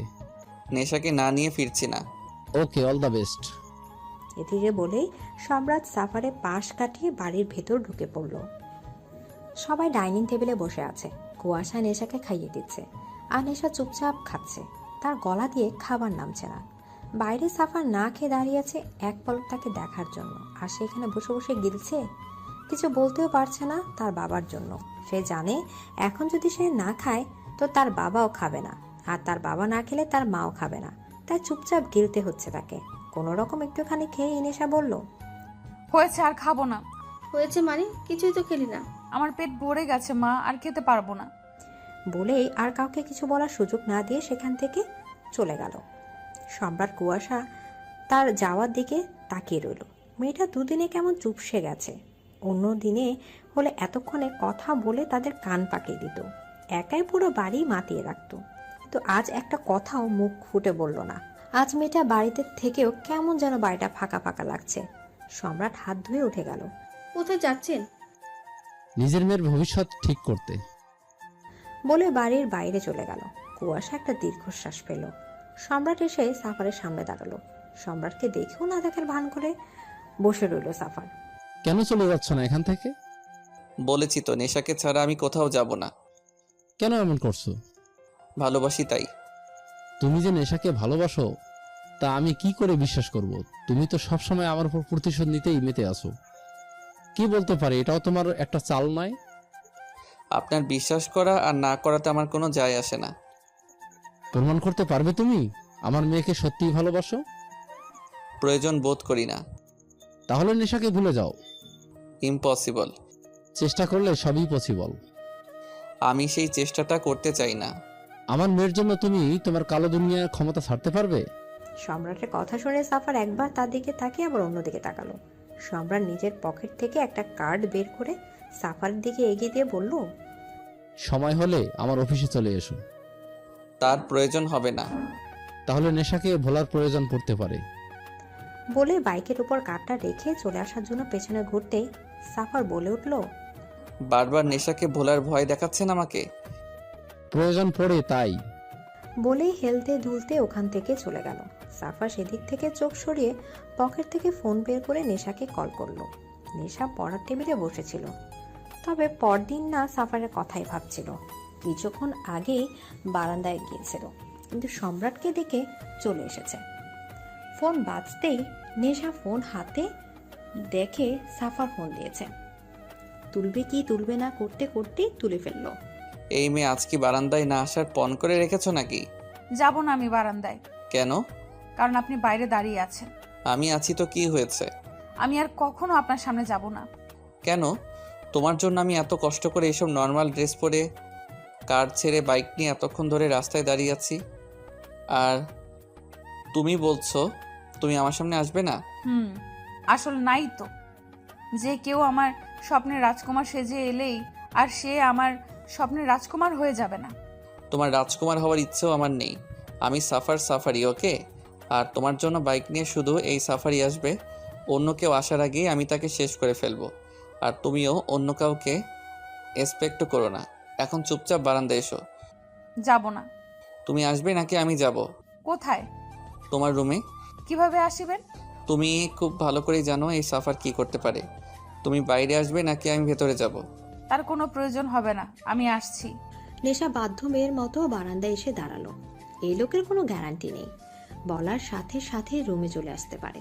কিন্তু নেশা একদমই এই রিস্ক নিতে চায় না। নেশা, তোমার আজ খুব সুন্দর লাগছে। কথাটা শোনার সাথে সাথে নেশার বুক ধক করে উঠল। সাফার এক দৃষ্টিতে তার দিকে তাকিয়ে আছে। নেশা কোনো রকম কাঁপা গলায় বলল, চলে যান প্লিজ। এই দূরত্বটা সহ্য হচ্ছে না নেশা, তোমার অভ্যাস হয়ে গেছে আমার। নেশা চুপ করে সাফারের কথা শুনছে। খুব তাড়াতাড়ি তাড়াতাড়ি তোমায় নিজের করে আনবো, আই প্রমিস ইউ। বলেই ফোন রেখে দিল সাফার। নেশার থাকতে না পেরে রুমে চলে গেল। তার খুব কান্না পাচ্ছে। সাফারের প্রত্যেকটা কথায় মায়া জড়ানো আছে, যা তাকে সাফারের কাছে ভীষণভাবে টানছে। সাফারও চুপচাপ বাইক স্টার্ট দিয়ে সেখান থেকে চলে গেল। কিছুদিন পর সাফার সম্রাটের অফিসে এসে হাজির হলো। রিসেপশনে গিয়ে সম্রাটের কেবিন নাম্বার নিয়ে সেদিকে গেল। সম্রাট নিজের কেবিনে বসেছিল। সিটি ফুটেজে সাফারকে আসতে দেখে বাঁকা হেসে বলল, আমি জানতাম তুমি আসবে সাফার। এবার দেখো এই সম্রাট এখন কি করে। সাফার সম্রাটের কেবিন খুঁজে ভেতরে ঢুকে পড়ে। কারো কেবিনে আসতে হলে নক করে আসতে, আর যারা এটা জানে না তাদের ম্যানারলেস বলা হয়। সাফার সম্রাটের কথা শুনে নিজের রাগ দমন করে আবার দরজার কাছে গিয়ে বলে, মে আই কাম ইন? কথাটা কেমন জানি ফিল হলো না আমার। এদিকে সাফার দাঁতে দাঁত চেপে চোখ বন্ধ করে নিজের রাগ গিলে বলল, may I come in sir? Yes come. এদিকে সাফার কেবিনে ঢুকে বসতে যাবে, তখনই সম্রাট বলে উঠল। আমি বসার অনুমতি দেইনি। সাফার এবার না বসে দাঁড়িয়ে রইল। আপনি আমাকে আসতে বলেছিলেন, আমি এসেছি। তোমার কাগজপত্র। কিসের? তোমার শিক্ষাগত যোগ্যতা কি সেটা তো আমাকে জানতে হবে, না হলে আমি তোমাকে কিভাবে কাজে রাখি বলো। কোনো কাগজপত্রের প্রয়োজন নেই, ইচ্ছে মতো একটা কাগজ দিলেই হবে, তবে সেটা আমার লেভেলের হওয়া চাই। Are you sure? সাফার কিছু বলল না। ওকে, আমি দেখছি তোমাকে কি কাজ দেওয়া যায়। সম্রাট নিজের টেবিলে থাকা ঘন্টাটা বাজালো। কিছুক্ষণ পর এরই মধ্যে একজন পিয়ন এসে বলল, আসতে পারি স্যার? Yes come in. জি স্যার, ডেকেছিলেন? একে নিজের সাথে নিয়ে যাও, ও এখন থেকে তোমাদের ওয়ার্ডে কাজ করবে। আর হ্যাঁ, ওকে একটা ড্রেসও দিয়ে দিও। হোয়াট, কি বলছেন এসব? আমি ওদের ওয়ার্ডে কাজ করব মানে? হ্যাঁ, আমার মতে তোমার শিক্ষাগত যোগ্যতা অনুযায়ী তোমাকে কাজ দিচ্ছি, অ্যান্ড একদম তোমার লেভেলের। সাফার রেগে দুহাত টেবিল রেখে বলল, what do you mean Mr Samrat? I mean to say, আজ থেকে তুমি একজন পিয়ন। অনেকদিন ধরে সাফার সম্রাটের অফিসে পিয়নের কাজ করে। একই তো সে এসব কাজে অভ্যস্ত নয়, তার উপর আবার তার নিজের রাগের উপর কন্ট্রোল নেই। তাই যখন তার কিছু কাজে ভুল হয় আর কেউ তাকে সেটার জন্য কথা শোনায়, সেদিন এই লোকের দিন খুব খারাপ হয়। কারণ সাফার হয় তার নাক ফাটায়, না হয় তার মাথা ফাটায়। কি আর করা, একজন মাফিয়া যখন ভালো মানুষের জগতে, তখন এমনটা হওয়া স্বাভাবিক। সম্রাট সাফারের এসব ব্যবহারে তার সামনে স্ট্রিক্ট থাকলেও নিজের কেবিনে এসে একা ঠিকই হেসে কুপকাত হয়। কারণ একটা সময় ছিল যখন সে নিজেও বারবার এই ঘটনার সম্মুখীন হয়েছে। আজ সে আর একজনকে দেখছে ঠিক তারই মতো। হঠাৎ একদিন সম্রাট সাফারকে নিজের কেবিনে ডেকে পাঠায়। সাফার এলে তার সামনে টেবিলে একটা কার্ড ছুঁড়ে মারে। সাফার কার্ডটা হাতে নিয়ে বলে, হোয়াট ইজ দিস? বিয়ের কার্ড। বিয়ের কার্ড? কার? নেশার। হোয়াট, কি বলছেন কি আপনি? নেশার বিয়ে মানে? নেশার বিয়ে মানে নেশার বিয়ে, এতে না বোঝার মতো কি আছে। আর ছেলে আমার ভীষণ পছন্দের, তাই দেরি না করে বিয়ের ডেট ফিক্স করে দিয়েছে। বিয়ের দিন চলে এসো। আপনি মজা করছেন আমার সাথে? আমি নেশার জন্য এখানে পড়ে আছি আর আপনি বলছেন নেশার বিয়ে, আবার সেই বিয়েতে আমাকে ইনভাইটও করছেন। কেন ইনভাইট করা উচিত হয়নি বুঝি? তবে আমার তো মনে হয় সেই বিয়েতে তোমার থাকাটা খুব দরকার। ইনফ্যাক্ট চিফ গেস্ট হয়ে থাকা দরকার তোমার। বন্ধ করুন আপনার এসব মজা। আমি এতদিন এত সব কিছু সহ্য করছি শুধুমাত্র নেশাকে পাওয়ার জন্য। ওয়েট ওয়েট ওয়েট, কি বললে তুমি? তুমি আর সহ্য করছো? একটা কথা তোমাকে ক্লিয়ার করে দেই, তুমি কিছু সহ্য করনি, বরং আমি তোমাকে সহ্য করেছি। ওকে? আর এখন আমার সহ্যের সীমা ছাড়িয়ে গেছো। সো আমি তোমার উপর কিছুতেই ডিপেন্ড করতে পারি না। তাই তুমি এখন থেকে অফিসে না আসলেই খুশি হব। আর হ্যাঁ, বিয়েতে অবশ্যই মনে করে চলে আসবে। Best of luck. বলে সম্রাট বেরিয়ে যেতে লাগলো। আর সাফার পেছন থেকে চেঁচিয়ে বলল, আপনি যাই করুন না কেন, নেশা শুধু আমার, আর আমি তাকে অন্য কারো হতে দেব না। এর জন্য আমার যা করা উচিত আমি তাই করব। আর পছন্দ করা ছেলেকেও আমি শেষ করে দেব। কেউ নেশার দিকে চোখ তুলে তাকানোর সাহসও পাবে না। She is only mine, got it? সম্রাট সাফারের কথা শুনে একটু থেমে বাঁকা হেসে ওখান থেকে চলে গেল। সাফারের রাগে মাথা ফেটে যাচ্ছে। সবকিছু শেষ করে দেওয়ার ইচ্ছা হচ্ছে। হাতে থাকা কার্ডটা ছেঁড়ার প্রস্তুতি নিতেই মনে হলো আগে দেখে তো নিক যে কোন ইডিয়েট তার কাছে তার নেশাকে কাটতে চাইছে। সাফার খাম থেকে কার্ড বের করে মাথা ঘুরতে লাগলো। সে স্বপ্ন দেখছে না তো, এ তো নেশার পাশে তারই ছবি, তারই নাম। তার মানে সম্রাট তার সাথে নেশার বিয়ে। সাফার বাম হাতে মাথার পেছনে চুলকাতে চুলকাতে ভাবছে, এই শ্বশুর নামক প্যারাটা তো তাকে নাকানি চুবানি খাইয়েই ছাড়লো। আজ সাফার আর নেশার বিয়ে সম্পন্ন হলো। বিদায়ের সময় নেশা তার মাকে জড়িয়ে ধরে অনেক কেঁদেছে। কুয়াশা তার চোখের জল মুছিয়ে দিয়ে বাইরে নিয়ে এলো। কুয়াশা নিজেই ভেতর থেকে ভেঙে পড়ে, কিন্তু মেয়ের সেটা সে প্রকাশ করতে চায় না। নেশা গিয়ে তার বাবাকে জড়িয়ে ধরলো। সম্রাট এক হাতে তার মেয়েকে জড়িয়ে ধরে সাফারকে উদ্দেশ্য করে বলল, মনে করো না আমাদের লড়াই এখানেই শেষ, এখন তো শুধু শুরু। এই লড়াই সারা জীবন চলবে আমাদের মাঝে। তার কথা শুনে কুয়াশা নেশা দুজনে অবাক হয়ে তাদের দিকে তাকালো। সাফার শান্ত দৃষ্টিতে সম্রাটের দিকে তাকিয়ে রইল। সে জানে সম্রাট কোনো লড়াইয়ের কথা বলছে। যখন আপনার মেয়েকে পাওয়ার লড়াইয়ে আমি জিতেছি, তাকে ভালোবাসার লড়াইয়েও আমি জিতব। All the best my son in law. Thanks. এই কথাটা কেমন জানি ফিল হলো না আমার। থ্যাঙ্কস বাবা। সম্রাট সাফারকেও জড়িয়ে ধরল। আজ সম্রাটের চোখের কোণে জল জমেছে, সেটুকু সবার আড়ালে মুছে নিয়ে নেশাকে গাড়িতে উঠিয়ে দিল। সাফারও উঠে বসলো। গাড়ি তার আপন মনে চলতে লাগলো। সম্রাট কুয়াশা দাঁড়িয়ে তার মেয়ের যাওয়া দেখতে লাগলো। আসলে সময় কত তাড়াতাড়ি বয়, তাই না? আমাদের সেই ছোট্ট নেশাটাকে আজ আমরা বিদায় দিয়ে দিলাম। ও সুখে থাকবে তো? বলে কুয়াশা নিজের চোখের জল মুছল। সম্রাট এক হাতে কুয়াশাকে জড়িয়ে ধরে বলল, আমি সাফারের চোখে সেই ভালোবাসাটা যা এক সময় তোমার জন্য আমার মনে ছিল। আমি আমার মেয়ের জন্য কখনো ভুল সিদ্ধান্ত নিতে পারি না। আমি নিশ্চিত সাফার তাকে নিশ্চয়ই সুখে রাখবে, হয়তো আমাদের থেকেও বেশি। এদিকে সাফার নেশাকে কোলে নিয়ে রুমে ঢুকলো। গাড়িতে কাঁদতে কাঁদতে প্রায় ক্লান্ত হয়ে গেছে মেয়েটা। নেশাকে বেডের উপর শুইয়ে তার উপর একটু ঝুঁকে বসলো। আজ আমার অপেক্ষার শেষ হলো। আজ আমি তোমার একদম নিজের করে পেলাম। তবে জানো তো, আমি তোমাকে নিজের করে পাওয়ার জন্য কখনো বিয়ের কথা ভাবিনি। যদি এই জিনিস আগে আমার মাথায় আসতো, তবে অনেক আগেই তোমাকে বিয়ে করে ফেলতাম। তখন দেখার এই প্যারা, মানে বাবা আমাকে কি করে না মেনে থাকতো। নেশার দিকে তাকিয়ে সাফার উঠে গেল। তার বাবাকে ফেরা বলার কারণে যে নেশা রেগে গেছে তা ভালো করে বুঝতে পেরেছে সাফার। তাই প্রসঙ্গ পাল্টানোর জন্য বলল, নেশা তুমি ফ্রেশ হয়ে নাও। এই ভারী সাজে আর কতক্ষণ থাকবে? কেন, আমাকে কি এই সাজে ভালো লাগছে না বুঝি? নেশার কথা শুনে সাফা নেশার একদম কাছে গিয়ে বলল, তুমি যদি পেতনির সাজেও থাকো, তাহলেও আমি তোমার নেশাতে ডুবে থাকবো, যেমনটা এখন আছি। নেশা সাফারের কথা শুনে কিছুক্ষণ চুপ থেকে রেগে সাফারের বুকে মারতে মারতে বলল, ইউ, আপনি আমাকে পেতনি বললেন?